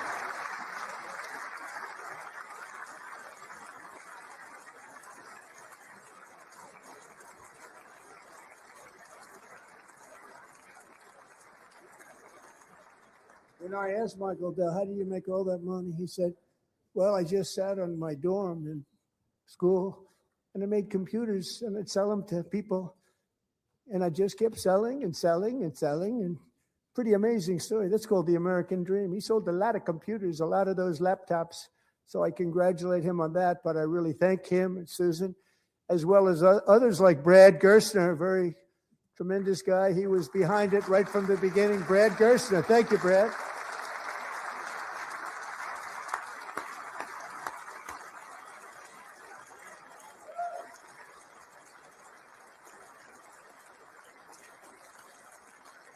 So with modest additional contributions, these young people's accounts could grow to over $100,000 or more by the time they turn 18. Think of it. How much money is that for somebody that started with nothing? Over 100,000, could be much more than that. to make this investment in our children's future, go to trumpaccounts.gov, trumpaccounts.gov. And a lot of people are doing it. It's setting every record in the book. It's popular. They knew what it was going to take. I'm so proud of them. I'm so proud of the people that got it started. And now it's just taken off. One of the primary reasons for our country's stunning economic turnaround, the biggest in history, where the Dow Jones broke 50,000 4 years ahead of schedule, and the S&P hit 7,000, where it wasn't supposed to do it for many years, were tariffs. I used these tariffs, took in hundreds of billions of dollars to make great deals for our country, both economically and on a national security basis. Everything was working well. Countries that were ripping us off for decades are now paying us hundreds of billions of dollars. They were ripping us so badly. You all know that. Everybody knows it. Even the Democrats know it. They just don't want to say it. And yet these countries are now happy, and so are we. We made deals. The deals are all done. And they're happy. They're not making money like they used to, but we're making a lot of money. There was no inflation, tremendous growth. And the big story was how Donald Trump called the economy correctly, and 22 Nobel Prize winners in economics didn't. They got it totally wrong. They got it really wrong. And then just 4 days ago, an unfortunate ruling from the United States Supreme Court. It just came down. It came down. Very unfortunate ruling. But the good news is that almost all countries and corporations want to keep the deal that they already made, right, Scott? Knowing that the legal power that I, as president, have to make a new deal could be far worse for them, and therefore they will continue to work along the same successful path that we had negotiated before the Supreme Court's unfortunate involvement. So despite the disappointing ruling, these powerful country saving. It's saving our country, the kind of money we're taking in. Peace protecting. Many of the wars I settled was because of the threat of tariffs. I wouldn't have been able to settle them without. Will remain in place under fully approved and tested alternative legal statutes. And they have been tested for a long time. They're a little more complex, but they're actually probably better, leading to a solution that will be even stronger than before. Congressional action will not be necessary. It's already time tested and approved. And as time goes by, I believe the tariffs paid for by foreign countries will, like in the past, substantially replace the modern day system of income tax, taking a great financial burden off the people that I love.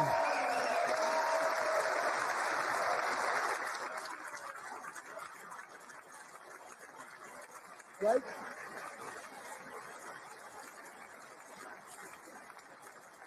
Moving forward, factories, jobs, investment, and trillions of dollars will continue pouring into the United States of America because we finally have a president who puts America first. I put America first. I love America.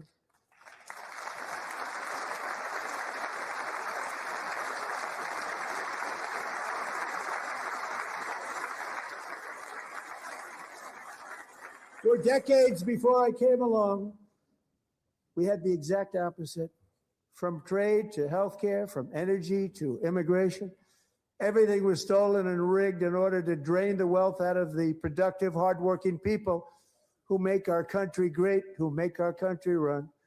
Under Biden and his corrupt partners in Congress and beyond, it reached a breaking point with the Green New scam, open borders for everyone. They poured in by the millions and millions from prisons, from mental institutions. They were murderers, 11,888 murders. They came into our country. You allowed that to happen. And record-setting inflation that cost the typical family $34,000 in just a speck of time. Now the same people in this chamber who voted for those disasters suddenly use the word affordability, a word they just used it. Somebody gave it to them, knowing full well that they caused and created the increased prices that all of our citizens had to endure. You caused that problem. You caused that problem.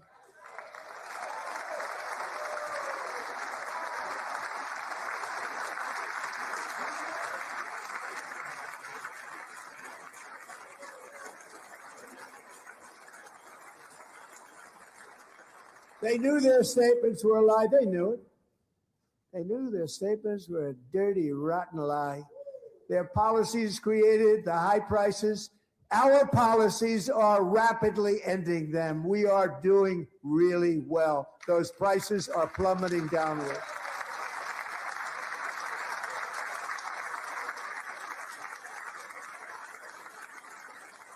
The price of eggs is down 60%.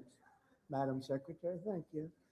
The cost of chicken, butter, fruit, hotels, automobiles, rent is lower today than when I took office by a lot. And even beef, which was very high, is starting to come down significantly. Just hold on a little while. We're getting it down. And soon you will see numbers that few people would think were possible to achieve just a short time ago. Nobody can believe when they see the kind of numbers, and especially energy, when they see energy going down to numbers like that, they cannot believe it. It's like another big tax cut. I'm also confronting one of the biggest ripoffs of our times, the crushing cost of health care caused by you. Since the passage of the Unaffordable Care Act, sometimes referred to as Obamacare, big insurance companies have gotten rich. It was meant for the insurance companies, not for the people. With our government giving them hundreds and hundreds of billions of dollars a year as their stock prices soared 1,000, 1,200, 1,400, and even 1,700%, like nothing else.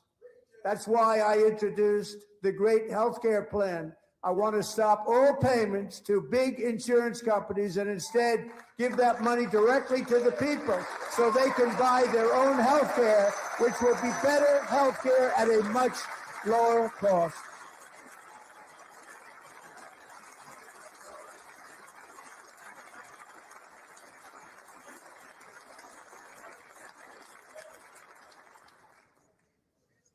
In addition, my plan requires maximum price transparency. That's a big deal. Sounds so simple, so big. And I did that in my first term, and the Democrats immediately terminated it with full knowledge that they were doing a very bad thing for the people. Costs were going to go way up, and that's what happened. And now I'm bringing them way down on healthcare and everything else. I'm also ending the wildly inflated cost of prescription drugs like has never happened before.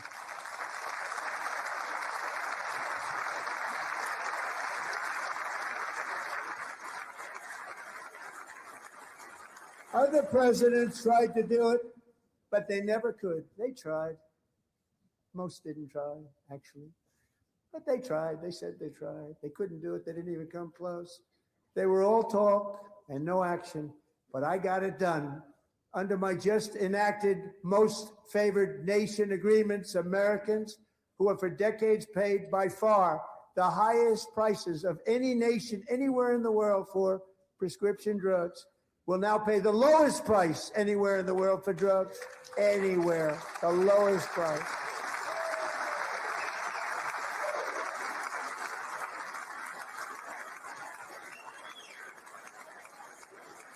So in my first year of the second term, should be my third term, but strange things happen. I took prescription drugs, a very big part of healthcare, from the highest price in the entire world to the lowest. That's a big achievement. The result is price differences of 300, 400, 500, 600% and more, all available right now at a new website called TrumpRx.gov. And I didn't name that one either, by the way.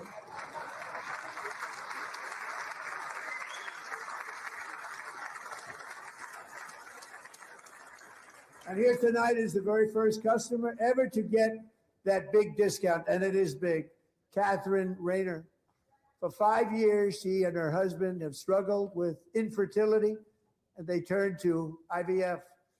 One drug has been costing Catherine $4,000 to purchase. But a few weeks ago, she logged onto the Trump RX website and got that same drug that cost $4,000, got it for under $500, a reduction of much more, actually, than $3,500. Catherine, we are all praying for you, and you're going to be a great mom.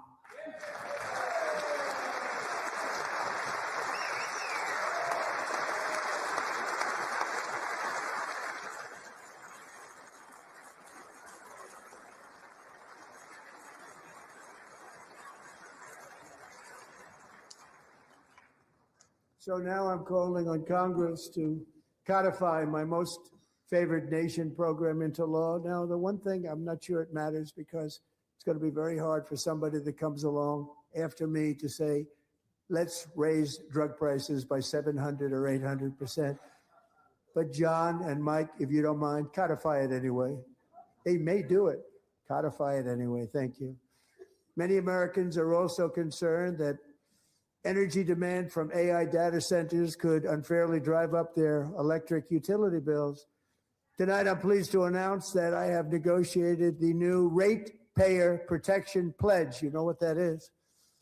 We're telling the major tech companies that they have the obligation to provide for their own power needs. They can build their own power plants as part of their factory so that no one's prices will go up. And in many cases, prices of electricity will go down for the community, and very substantially down. This is a unique strategy never used in this country before. We have an old grid. It could never handle the kind of numbers, the amount of electricity that's needed. So I'm telling them they can build their own plant. They're going to produce their own electricity. It will ensure the company's ability to get electricity while at the same time lowering prices of electricity for you, and could be very substantial for all of you cities and towns. You're going to see some good things happen over the next number of years. Another pillar of the American dream that has been under attack is home ownership. With us tonight is Rachel Wiggins, a mom of two from Houston. She placed bids on 20 homes and lost all of those bids to gigantic investment firms that bypassed inspection, paid all cash, and turned those houses into rentals, stealing away her American dream. She was devastated. Stories like this are why last month I signed executive order to ban large Wall Street investment firms from buying up into thousands single-family homes.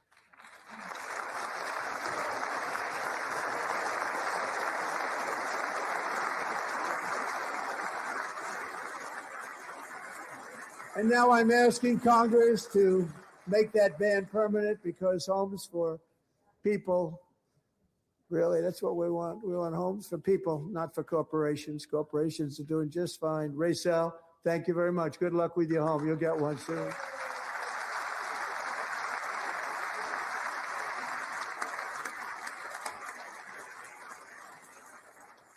We're also working to make it easier for Americans to save for retirement. And under this administration, we will always protect Social Security and Medicare. They are not protecting it for our seniors. We will always protect Social Security, Medicare, Medicaid.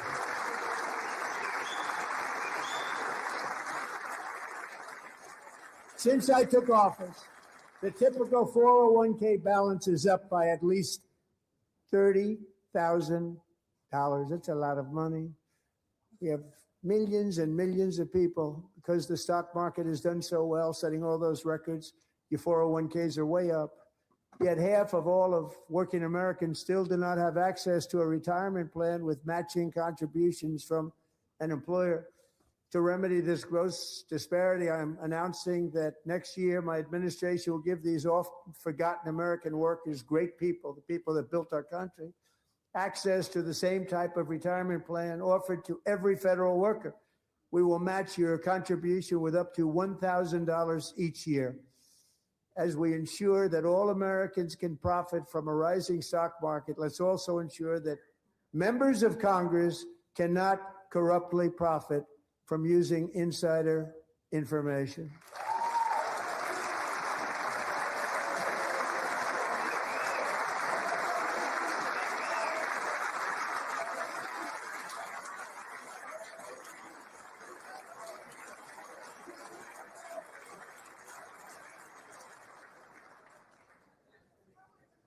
They stood up for that. I can't believe it. I can't believe it. Did Nancy Pelosi stand up if she was here? Doubt it. Pass the Stop Insider Trading Act without delay.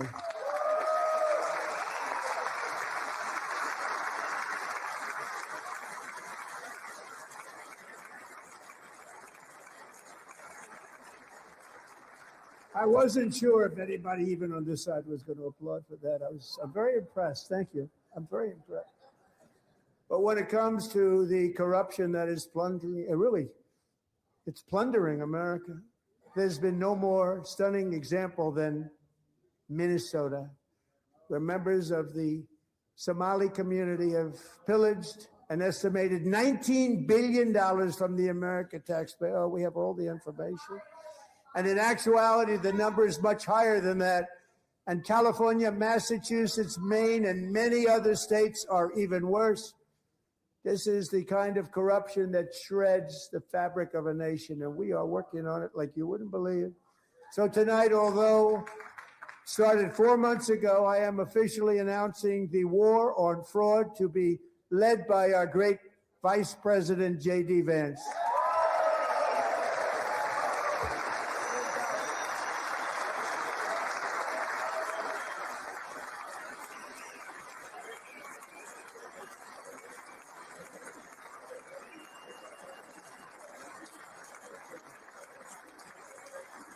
We'll get it done.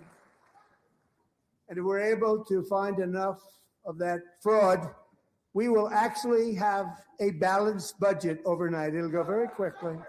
That's the kind of money you're talking about. We'll balance our budget. The Somali pirates who ransacked Minnesota remind us that there are large parts of the world where bribery, corruption, and lawlessness are the norm, not the exception. Importing these cultures through unrestricted immigration and open borders brings those problems right here to the USA. And it is the American people who pay the price in higher medical bills, car insurance rates, rent, taxes, and perhaps most importantly, crime. We will take care of this problem. We're going to take care of this problem. We are not playing games. Delilah.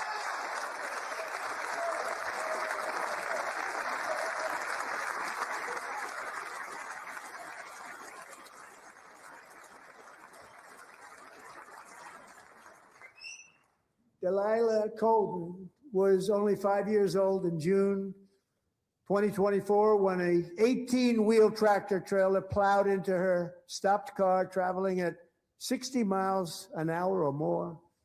The driver was an illegal alien let in by Joe Biden and given a commercial driver's license by open borders politicians in California.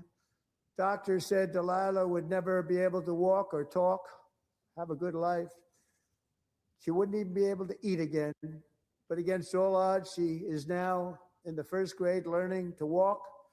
And she's here this evening with her dad, Marcus, a fantastic man. Delilah, please, you are a great inspiration. Please stand up.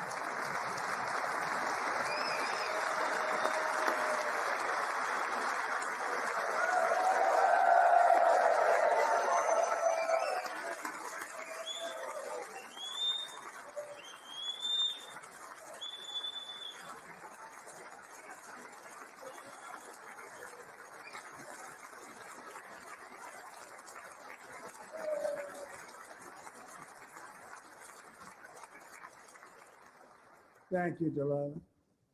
Many, if not most, illegal aliens do not speak English and cannot read even the most basic road signs as to direction, speed, danger, or location.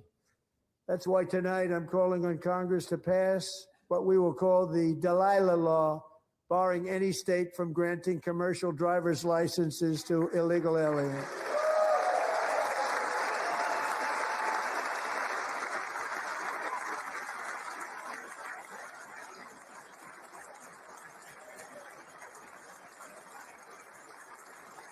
And yesterday, as you probably saw at the White House, I hosted a ceremony with Americans who lost their treasured loved ones to the scourge of illegal immigration, people came into our country, how we allowed this to happen with our open borders. These are the angel moms and families that for decades our government betrayed and our media totally ignored. It was terrible. Hard to believe, actually. In 2023, a 16-year-old high school cheerleader named Elizabeth Medina was supposed to perform in her town's Christmas parade, but she never arrived. Her mother, Jacqueline, went home to look for her, and she found her lying dead in a bathtub, bleeding profusely after being stabbed 25 times.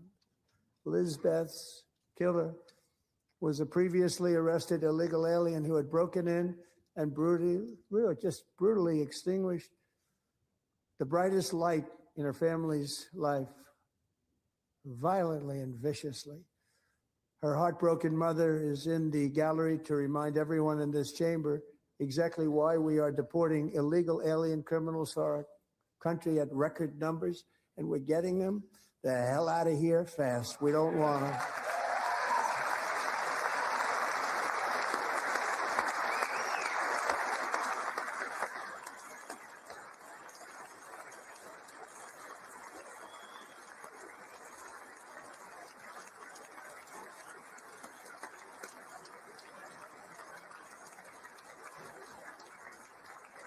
Thank you very much, Jacqueline. Thank you.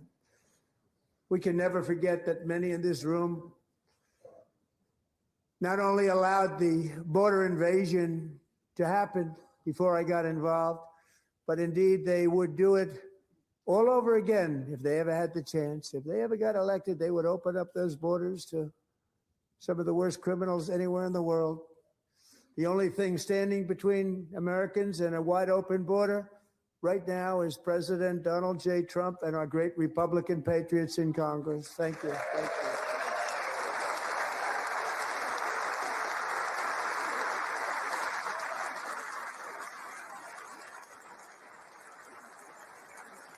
As we speak, Democrats in this chamber have cut off all funding for the Department of Homeland Security. It's all cut off. It's all cut off. They have instituted another Democrat shutdown, the first one costing us 2 points on GDP. 2 points we lost on GDP, which probably made them quite happy, actually. Now they have closed the agency responsible for protecting Americans from terrorists and murderers. Tonight, I'm demanding the full and immediate restoration of all funding for the border security, Homeland Security of the United States, and also for helping people clean up their snow. We have no money because of the Democrats, and it would be nice. We'd love to give you a hand at cleaning it up, but you gave no money. Nobody's getting paid. It's a shame. So you have to think about it. We have, in case you didn't know, pretty large snowstorm out there. One of the great things about the State of the Union is how it gives Americans the chance to see clearly what their representatives really believe. So tonight, I'm inviting every legislator to join with my administration in reaffirming a fundamental principle. If you agree with this statement, then stand up and show your support. The first duty of the American government is to protect American citizens, not illegal aliens.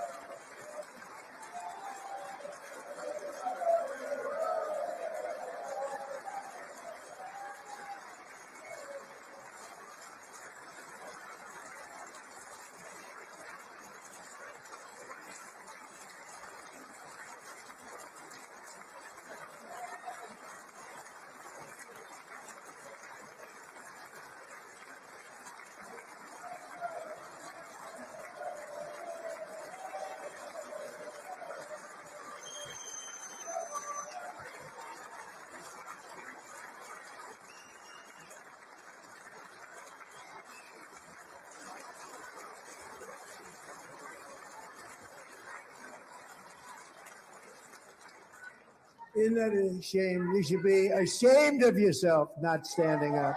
You should be ashamed of yourself. That is why I'm also asking you to end deadly sanctuary cities that protect the criminals and enact serious penalties for public officials who block the removal of criminal aliens.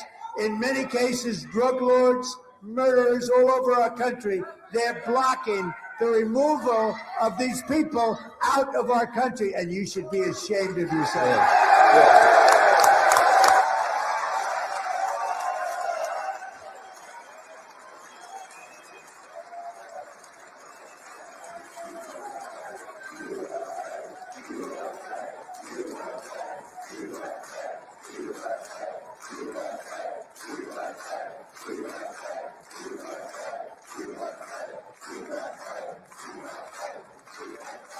And perhaps most importantly, I'm asking you to approve the Save America Act.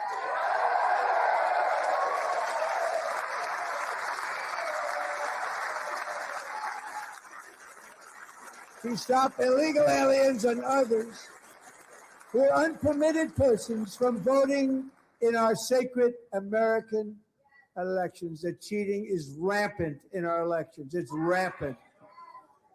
It's very simple. All voters must show voter ID.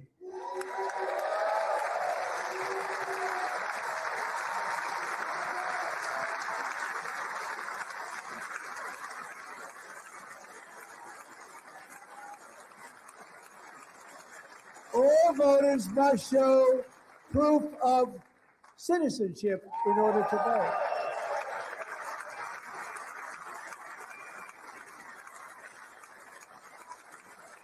And no more crooked mail-in ballots except for illness, disability, military, or travel. None.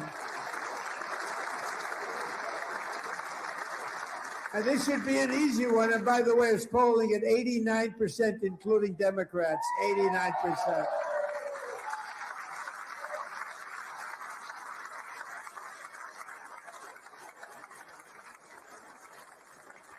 And even the new communist mayor of New York City, I think he's a nice guy, actually.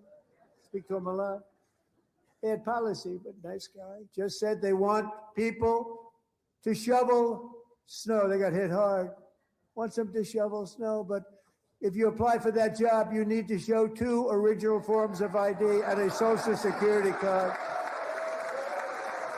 Yet they don't want identification for the greatest privilege of them all, voting in America. No, it's no good. No good. Both Republicans and Democrats overwhelmingly agree on the policy that we just enunciated.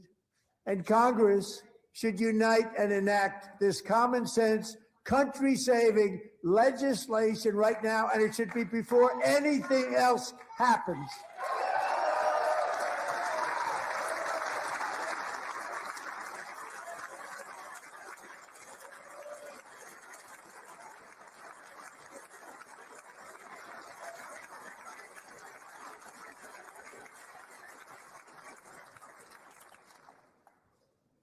And the reason they don't want to do it, why would anybody not want voter ID? One reason, because they want to cheat. There's only one reason.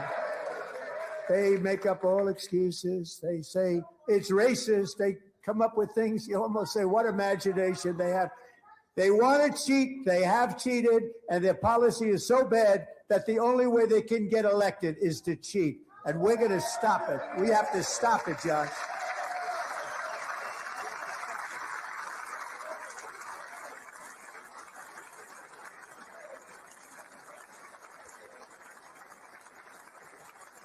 And here is one more opportunity to show common sense in government. In the gallery tonight are Sage Blair and her mother, Michelle. In 2021, Sage was 14 when school officials in Virginia sought to socially transition her to a new gender, treating her as a boy and hiding it from her parents. Hard to believe, isn't it? Before long, a confused Sage ran away from home after she was found in a horrific situation in Maryland A left-wing judge refused to return Sage to her parents because they did not immediately state that their daughter was their son. Sage was thrown into an all-boys state home and suffered terribly for a long time. But today, all of that is behind them because Sage is a proud and wonderful young woman with a full ride scholarship to Liberty University. Sage and Michelle, please stand up.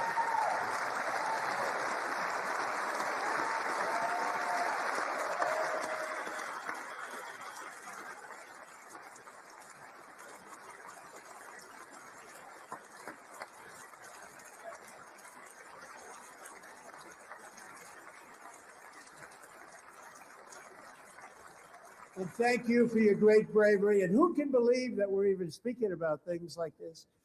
15 years ago, if somebody was up here and said that, they'd say, what's wrong with him? But now we have to say it because it's going on all over numerous states without even telling the parents. But surely we can all agree no state can be allowed to rip children from their parents' arms and transition them to a new gender against the parents' will. Who would believe that we're even talking about this? We must ban it, and we must ban it immediately.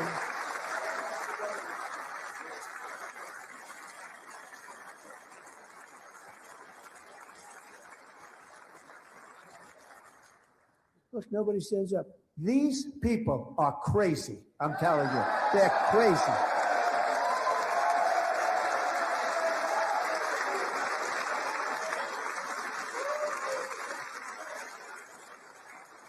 Amazing.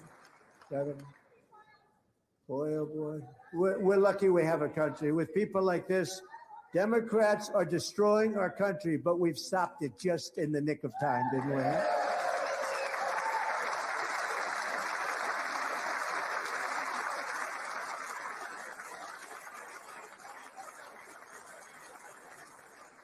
No one cares more about protecting America's youth than our wonderful First Lady, now a movie star. She's a movie star. Can you believe it? Who would have believed that? Over the past year, she has had an incredible impact championing AI legislation, advancing a landmark executive order on foster care, and helping secure $30 million to launch the Melania Trump Foster Youth to Independence Initiative. It's a tremendous, really a tremendous thing that happened and had a lot of bipartisan support. She gets much better bipartisan support than I do. I get none. She gets a lot. Someday you're going to have to tell me how you did that. And students and educators in every state have joined the First Lady's efforts in the presidential AI challenge, keeping America's next generation positioned to succeed and strongly succeed in the future. Tonight, we welcome two young people whose lives reflect the First Lady's impact, Sierra Burns and Everest Nevermont. Thank you both. And Melania, thank you. I know how hard you worked on it. Thank you very much.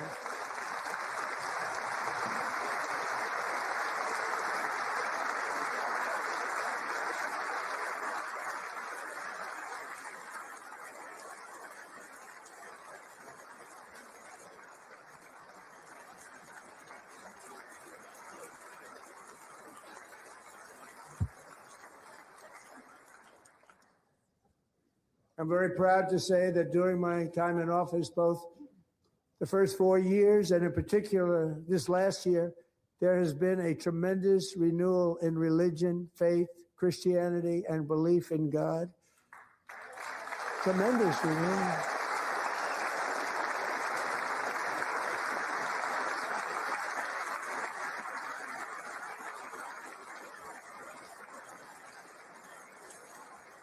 This is especially true among young people, and a big part of that had to do with my great friend, Charlie Kirk, a great guy, great man.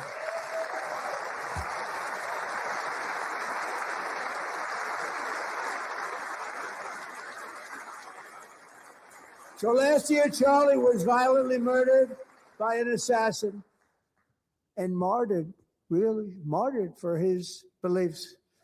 His wonderful wife, Erica, is with us tonight. Erica, please stand.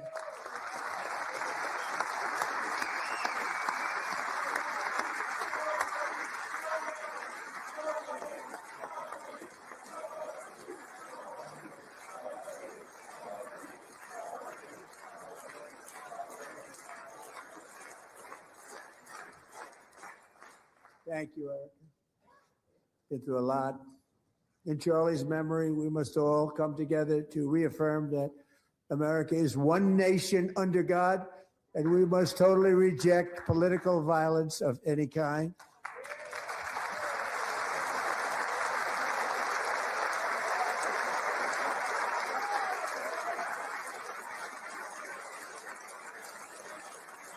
We love religion, and we love bringing it back, and it's coming back at levels that nobody actually thought possible. It's really a beautiful thing to see. Above all, unleashing America's promise requires keeping our communities safe. We have made incredible strides, yet dangerous repeat offenders continue to be released by pro-crime Democrat politicians again and again. We are honored to be joined tonight by a woman who's been through hell, Anya Zarutska. In 2022, she and her beautiful daughter, so beautiful, what a beautiful young woman, Irina, fled war-torn Ukraine to live with relatives near Charlotte, North Carolina. And by the way, what's going on with Charlotte? Last summer, 23-year-old Irina was riding home on the train when a deranged monster who had been arrested over a dozen times and was released through no cash bail, stood up and viciously slashed a knife through her neck and body. No one will ever forget. There were people on that train. No one will ever forget the expression of terror on Irina's face as she looked up at her attacker in the last seconds of her life. She died instantly. She had escaped a brutal war only to be slain by a hardened criminal, set free to kill in America, came in through open borders. Mrs. Zarutska, tonight I promise you we will ensure justice for your magnificent daughter, Irina.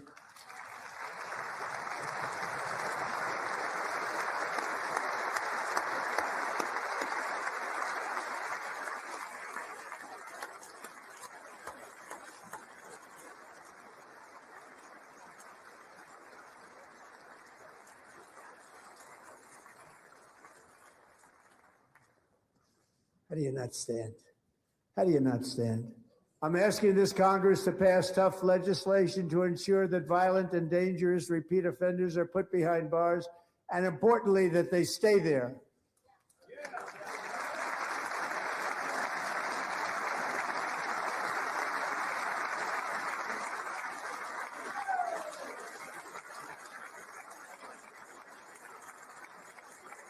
Starting last summer, I deployed our National Guard and federal law enforcement to restore law and order to our most dangerous cities, including Memphis, Tennessee, big success, New Orleans, Louisiana, big success, and our nation's capital itself, Washington, D.C., where we have almost no crime anymore in Washington, D.C. How did that happen?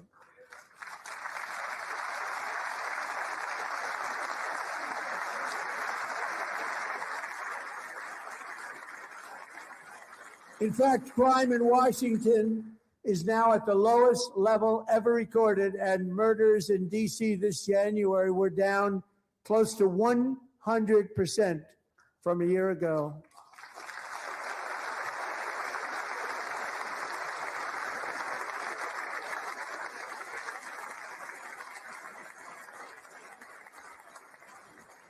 They don't like to hear that. One of the sick people, one of the brave service members who helped achieve this stunning turnaround was 20-year-old West Virginia Army National Guard Specialist Sarah Beckstrom. After a 4-month deployment, she voluntarily extended her service, and her rank was going to be lifted. She was doing so well. They were so proud of her. But the very next day, she was on patrol near the White House when she was ambushed and shot in the head by a terrorist monster from Afghanistan. Shouldn't have been in our country. And all because she wore the uniform of our nation, she was shot.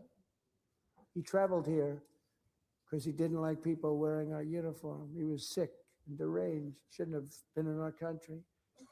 Sarah Beckstrom died in order to defend our capital, and we are honored to be joined by her wonderful parents, Gary and Evalie. Your daughter was a true American patriot, and she will be greatly missed. She was a great person. I saw reports on her that never seen anything like her.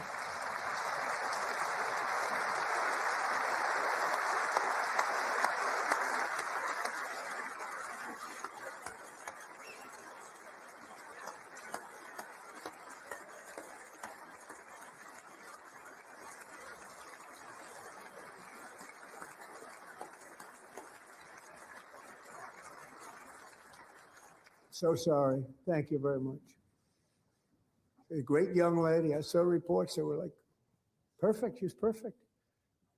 Serving alongside Sarah that day was Staff Sergeant Andrew Wolf. The terrorist shot Andrew in the head, and no one thought he could possibly make it. The two of them, Sarah and Andrew, both shot violently in the head. Neither was expected to make it. They weren't even given a chance, except his wonderful mother, named Melody, who I spoke to the same night. And she was so positive. The doctors thought that Andrew was gone. But his mother said, no, Mr. President, Andrew will be fine. He's going to make it. I've never seen anything like it. I mean, he was given almost no chance. She said, I have no doubt, sir, he's going to be okay. This was a conversation that I had with her that night, with her son laying helplessly in bed, blood all over. Everybody is praying, she said, sir, he will be okay. The doctors didn't understand what she was saying. And after looking at the results of the damage done, neither did I. She was so strong and conclusive that even Andrew's great father felt she didn't really understand the gravity of the situation. But she turned out to be right. Right, Melody? She turned out to be right.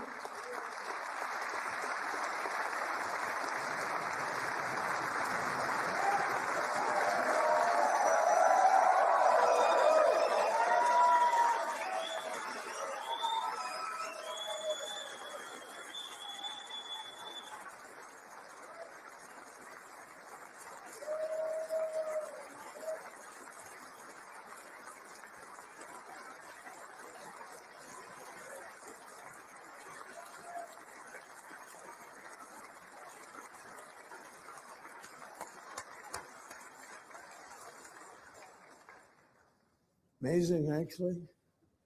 I said, where does this woman come from? She's the most positive person I've ever met. With God's help, Andrew has battled back from the edge of death, and we're talking about the edge of death, on his way to a miraculous recovery. He's got a little work to do, but he's doing great. Nice to see you. He's a good-looking guy. Nice to see you. Thanks, Andrew. Thank you very much.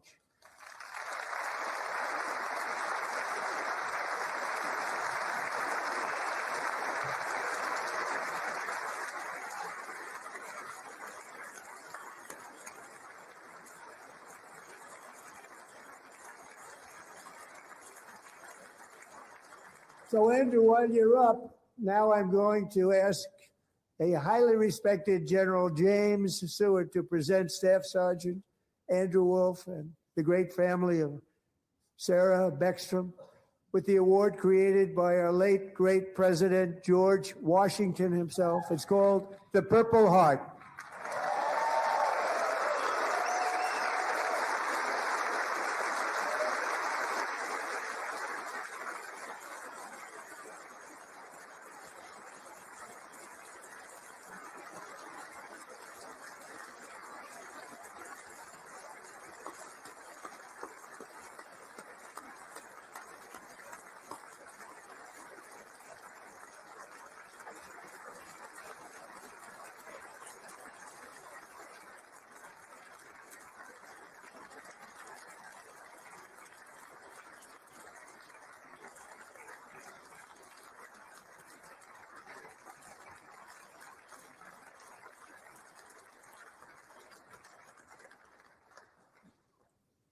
We love you all. Love you. We're proudly restoring safety for Americans at home, and we are also restoring security for Americans abroad. Our country has never been stronger. My first 10 months, I ended 8 wars, including Cambodia.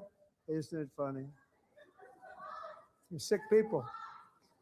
Cambodia and Thailand, Pakistan and India would have been a nuclear war. 35 million people said the prime minister of Pakistan would have died if it were not for my involvement. Kosovo and Serbia, Israel and Iran, Egypt and Ethiopia, Armenia and Azerbaijan, the Congo and Rwanda, and of course the war in Gaza, which proceeds at a very low level. It's just about there. And I want to thank Steve Witkoff and Jared Kushner for your help. Thank you, Steve. Thank you, Jared.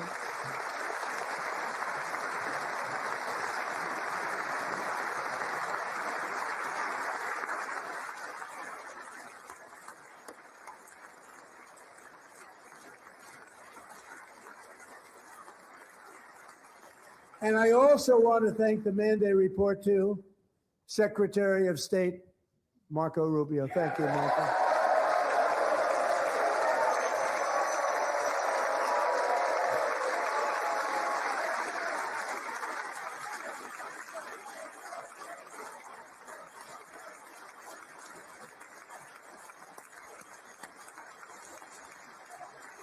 People don't like you. You know, Marco got 100% of the votes when he was in confirmation. I think our next one was about 54%. And some of the Democrats are now saying, I can't believe we approved that guy. And he said it's an honor that they feel that way, right, Marco? You have done a great job, great Secretary of State. I think he'll go down as the best ever.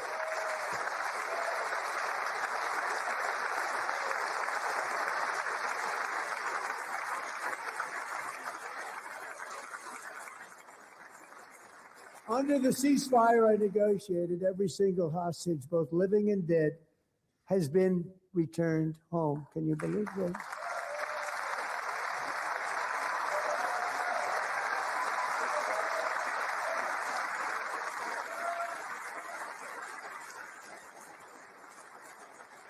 Nobody thought it was possible. Nobody thought that was possible. Both living and dead. And those parents who had a dead son, their boy, they'd always tell me their boy, they wanted him as much as though he were living. It was an amazing period of time. And they came back, and when we got all of the living hostages back, and many, many before them, but I always said those last 20 are going to be very tough, but we got many, many more, hundreds. But I said those last 20 are going to be tough. We got them back, but we only got back 14 or 15 of the dead of the 28. And believe it or not, Hamas worked along with Israel, and they dug and they dug and they dug. It's a tough thing to do, going through bodies all over, passing up 100 bodies sometimes for each one that they found. Tough job. And they finally got it back to 27. And then Steve and Jared, they got it back to 28. They found all 28. Nobody thought that was possible, but we did it. And I remember the family of the 28. They were so grieved, but they were so happy as it's possible to be. They had their boy back. The mother said, "Sir, we have our boy back." What a period of time that was, but we got them all back. So thank you both very much. Great job.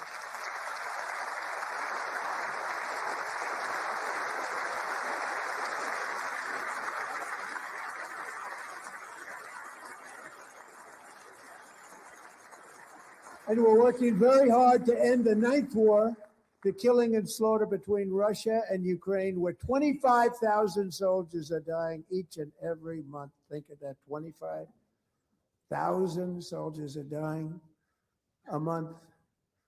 A war which would have never happened if I were president, would have never happened.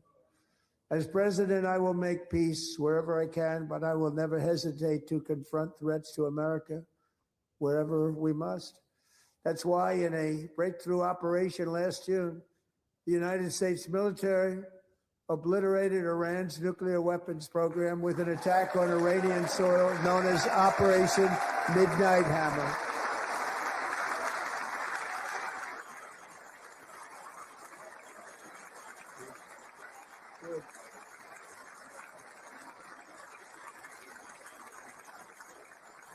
For decades, it had been the policy of the United States never to allow Iran to obtain a nuclear weapon.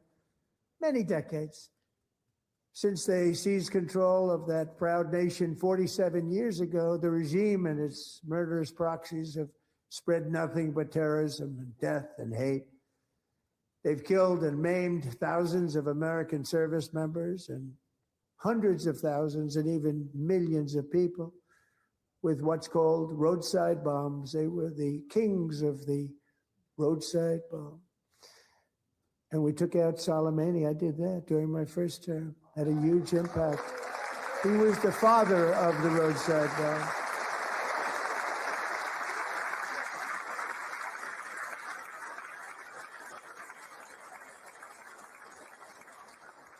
And just over the last couple of months with the protests, they've killed at least, it looks like 32,000 protests, 32,000 protesters in their own country. They shot them and hung them. We stopped them from hanging a lot of them with the threat of serious violence. But this is some terrible people. They've already developed missiles that can threaten Europe and our bases overseas, and they're working to build missiles that will soon reach the United States of America.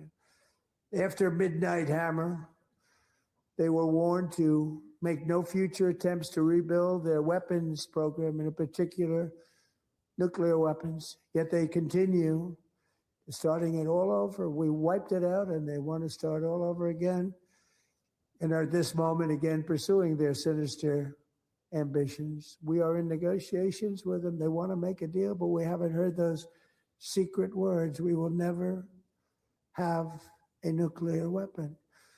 My preference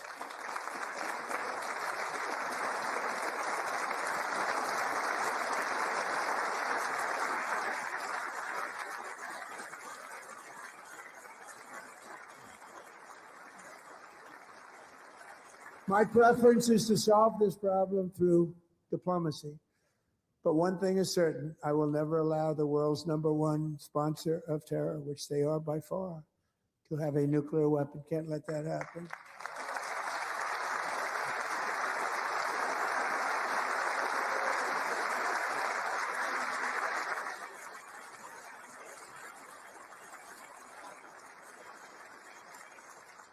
And no nation should ever doubt America's resolve. We have the most powerful military on earth. I rebuilt the military in my first term. We're going to continue to do so. Also, we just approved a $1 trillion budget. We have no choice. We have to be strong because hopefully we will seldom have to use this great power that we built together. It's really called Peace Through Strength, and it's been very, very effective.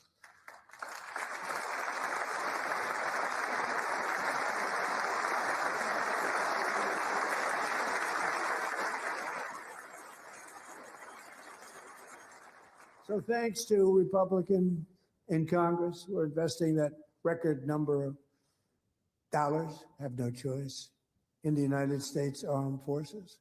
Also creating a lot of jobs, but we're not even doing it for that reason. Because as I said, we have more jobs, more people working today than ever before in the history of our country. And NATO countries are friends and allies. They are. They're our friends and they're our allies, have just agreed at my very strong request to pay 5% of GDP for military defense rather than the 2%, which they weren't paying. We were paying for almost all of NATO. Now they're paying 5 as opposed to not paying 3.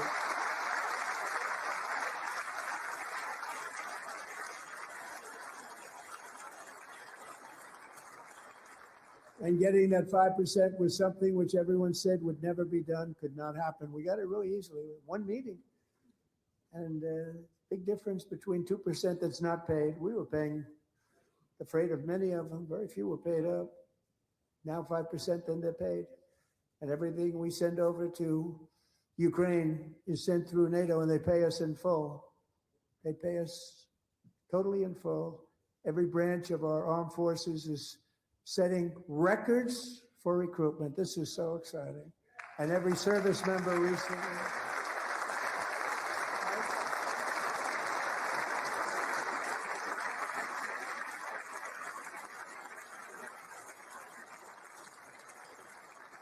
And every service member recently received a warrior dividend of $1,776.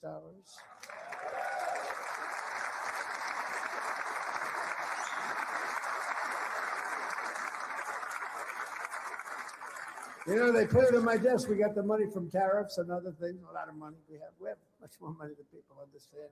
Have to rebuild that program a little bit, but it won't take long. But we got the money, and it was $1,775, and they wanted my approval. And I said, what's the number? $1,775. I said, wait a minute, for $1 more, we can have $1,776. It's going to, I said, we're going to figure that. I never asked anybody if we could afford it. $1 more, I said $1,776. And I said, that's good. And I'll tell you what, our military, that was 4 months ago, our military, I never see a person in the military that doesn't thank me for it. So we're honored to do it. They deserve it. And we call it 1776. It was great. And we love our military. We love our law enforcement. We love our firemen. You know, the firemen don't get mentioned enough. We love our firemen. We're also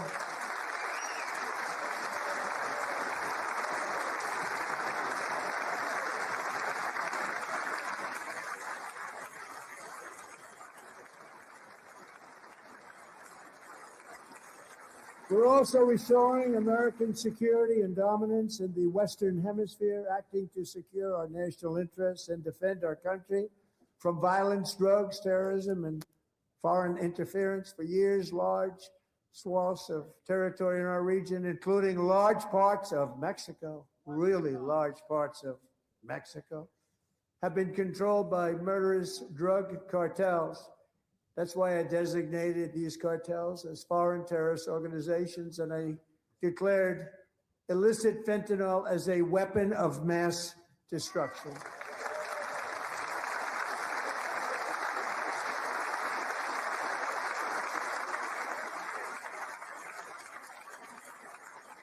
And with our new military campaign, we have stopped record amounts of drugs coming into our country and virtually stopped it completely coming in by water or sea. You probably noticed that. We very seriously damaged their fishing industry also. Nobody wants to go fishing anymore. We've also taken down one of the most sinister cartel kingpins of all. You saw that yesterday. In January,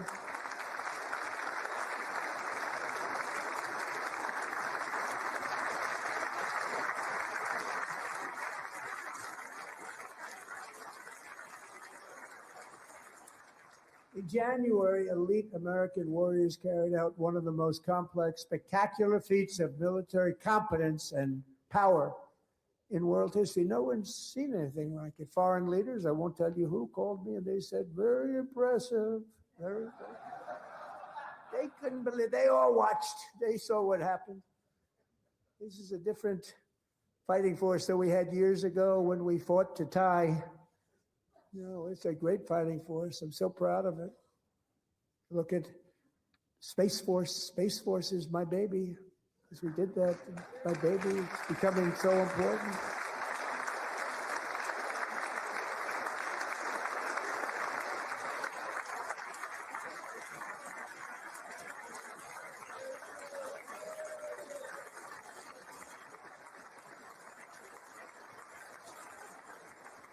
And America's armed forces overwhelmed all defenses and utterly defeated an enemy, good fighters, to end the reign of outlaw dictator Nicolas Maduro and bring him to face American justice.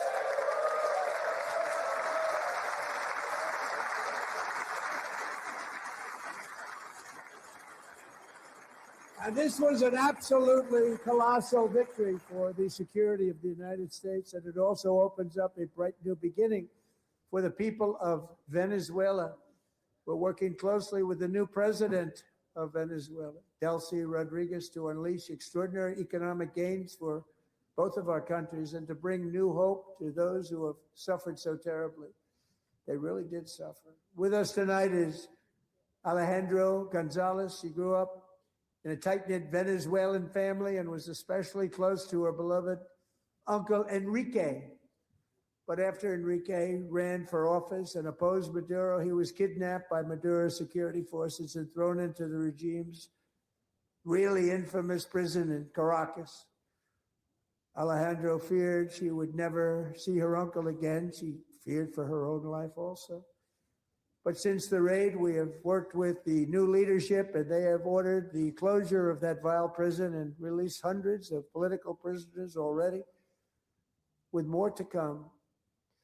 Alejandro, I'm pleased to inform you that not only has your uncle been released, but he is here tonight. We brought him over to celebrate his freedom with you in person.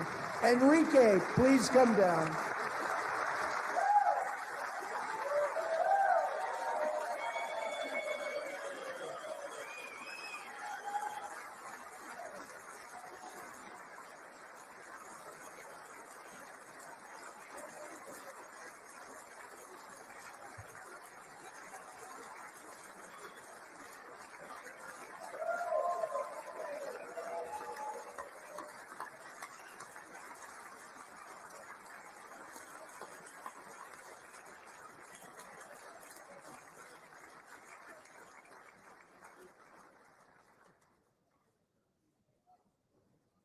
Thank you, Enrique. Have a good time.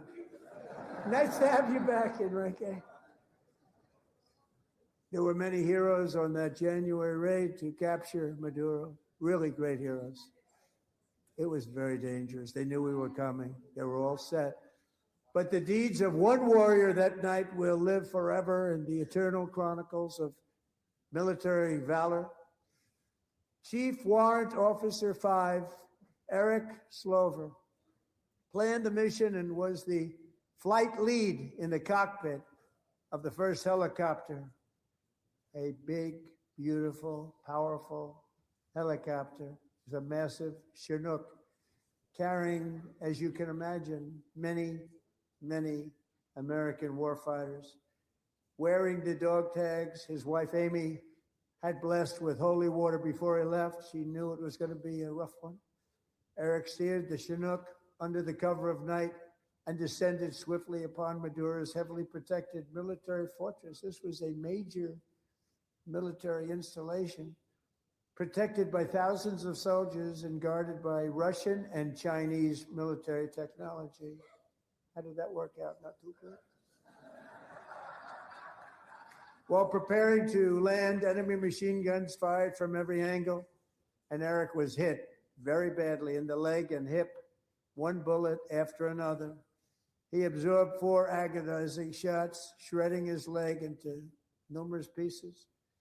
And yet, despite the fact that the use of his legs was vital to successful helicopter flight, legs are the most important part of flying a helicopter, to deliver the many commandos who would capture and detain Maduro was the only thing Eric was thinking about.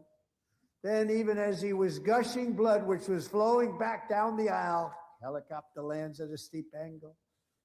The machine guns stood right in front of him. They were right in front of him, 2 machine gunners who escaped the wrath of the previous planes. Eric maneuvered his helicopter with all of those lives and souls to face the enemy and let his gunners eliminate the threat. Turned the helicopter around so the gunners could take care of business, saving the lives of his fellow warriors from what could have been a catastrophic crash deep in enemy territory.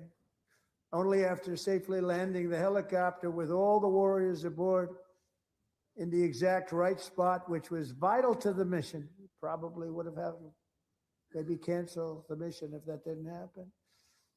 Eric told his co-pilot, also wounded, but not as gravely, to take over.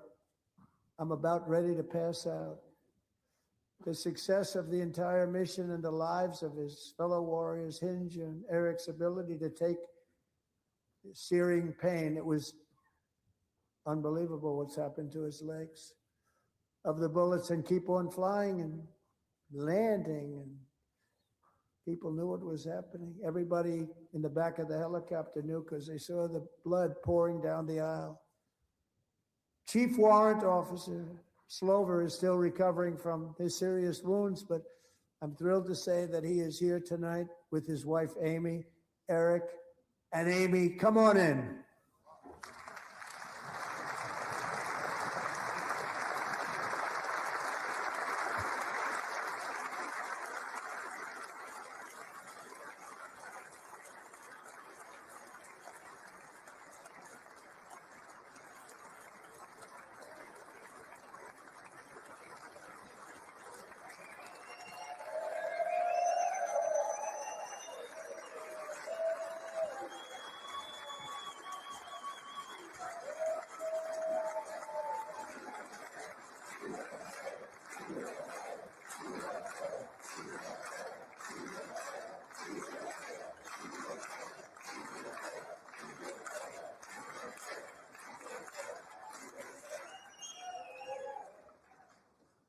So we have a surprise for Eric and Amy. In recognition of Eric's actions above and beyond the call of duty, I would now like to ask General Jonathan Braga to present Chief Warrant Officer Slover with our nation's highest military award, the Congressional Medal of Honor.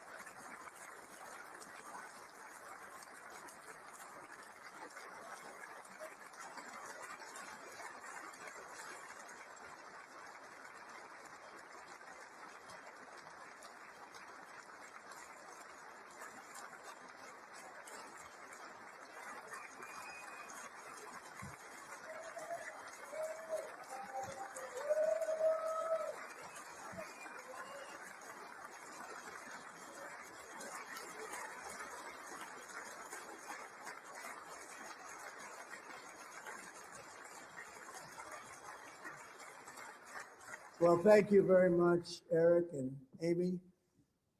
Great to get to know you. I met with them and with a lot of their fellow warriors at Fort Bragg recently.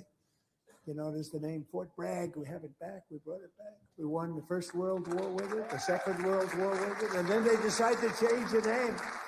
So we changed it back. Everybody wanted to change back too. And 10 of Eric's fellow warriors from that incredible night of victory will also be receiving medals at a private ceremony that will soon be held at the White House. And Eric will be there. Thank you.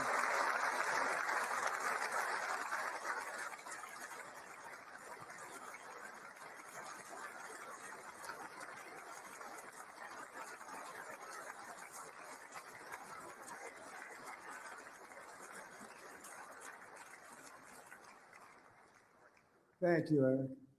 That's a big one. Tonight we've celebrated many truly extraordinary American patriots, but there is one last living legend to honor before we go.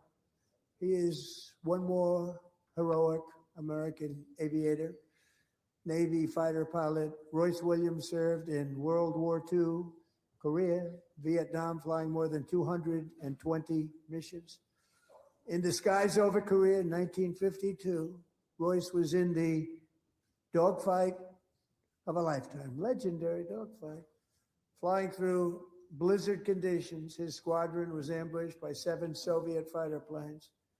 It was his first aerial combat of the war, and despite being massively outnumbered and outgunned, Royce led the takedown of 4 enemy jets and almost destroyed the others, vanquishing his adversaries while taking 263 bullets to his own plane and being seriously hurt. His story was secret for over 50 years. He didn't even want to tell his wife, but the legend grew and grew. But tonight, at 100 years old, this brave Navy captain is finally getting the recognition he deserves. He was a legend long before this evening. Royce, please stand up, and I will ask the First Lady of the United States to present Captain Royce Williams with his Congressional Medal of Honor.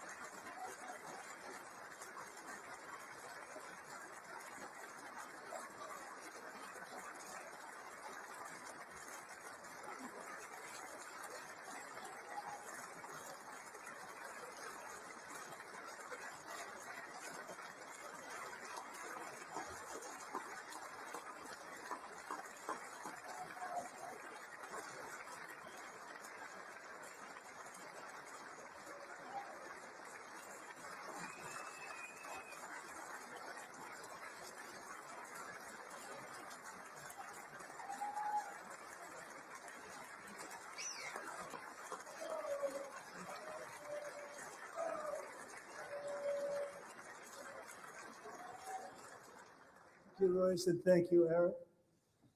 I've always wanted the Congressional Medal of Honor, but I was informed I'm not allowed to give it to myself, and I wouldn't know why I'd be taking it, but if they ever open up that law, I will be there with you someday.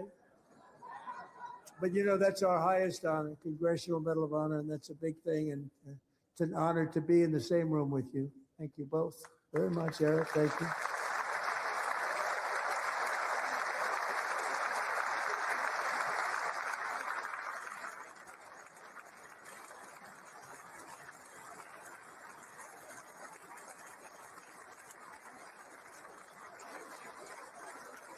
Thank you.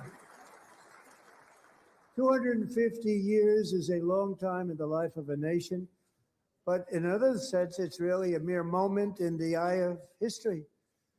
Two of the gentlemen we met in the gallery this evening took their first breaths 1 century ago, 100 years before that, on July 4th, 1826, the author of the Declaration of Independence, brilliant, Thomas Jefferson, drew his last breath.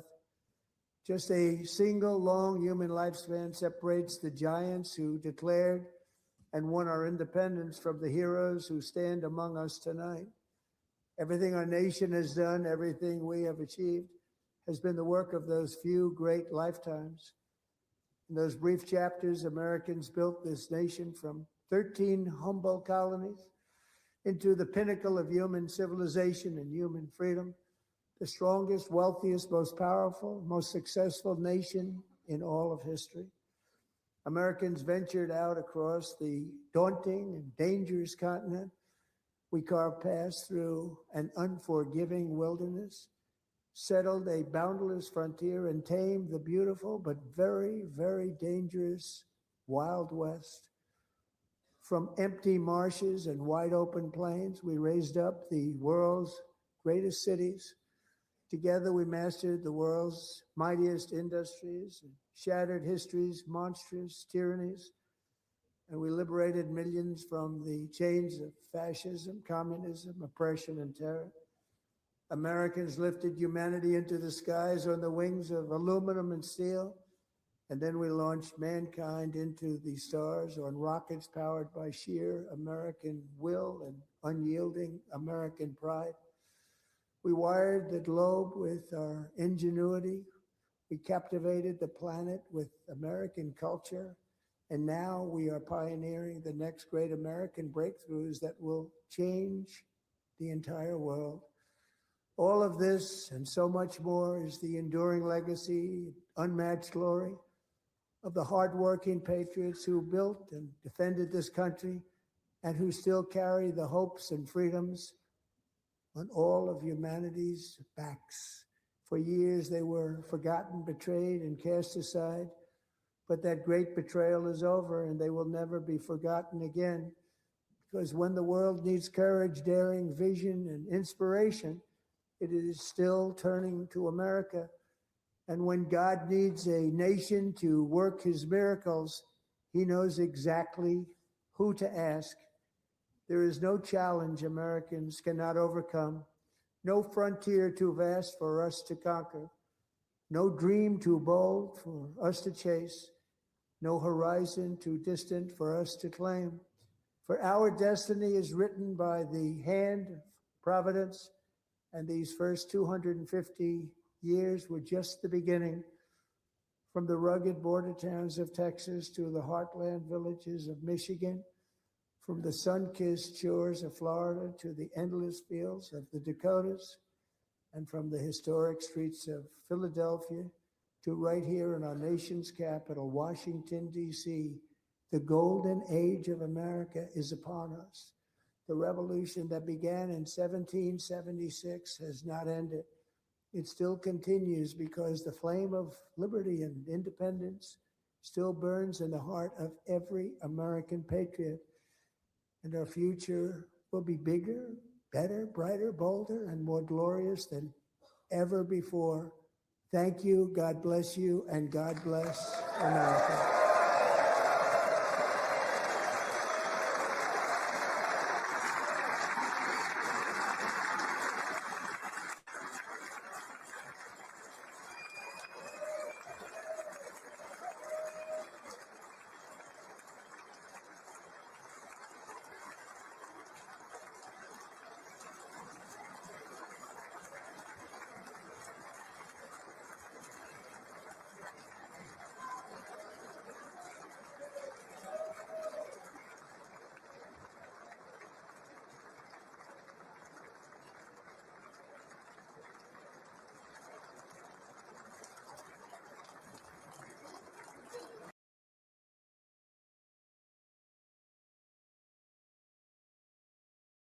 It's done. It's done. It's done. It's done. It's done. It's done.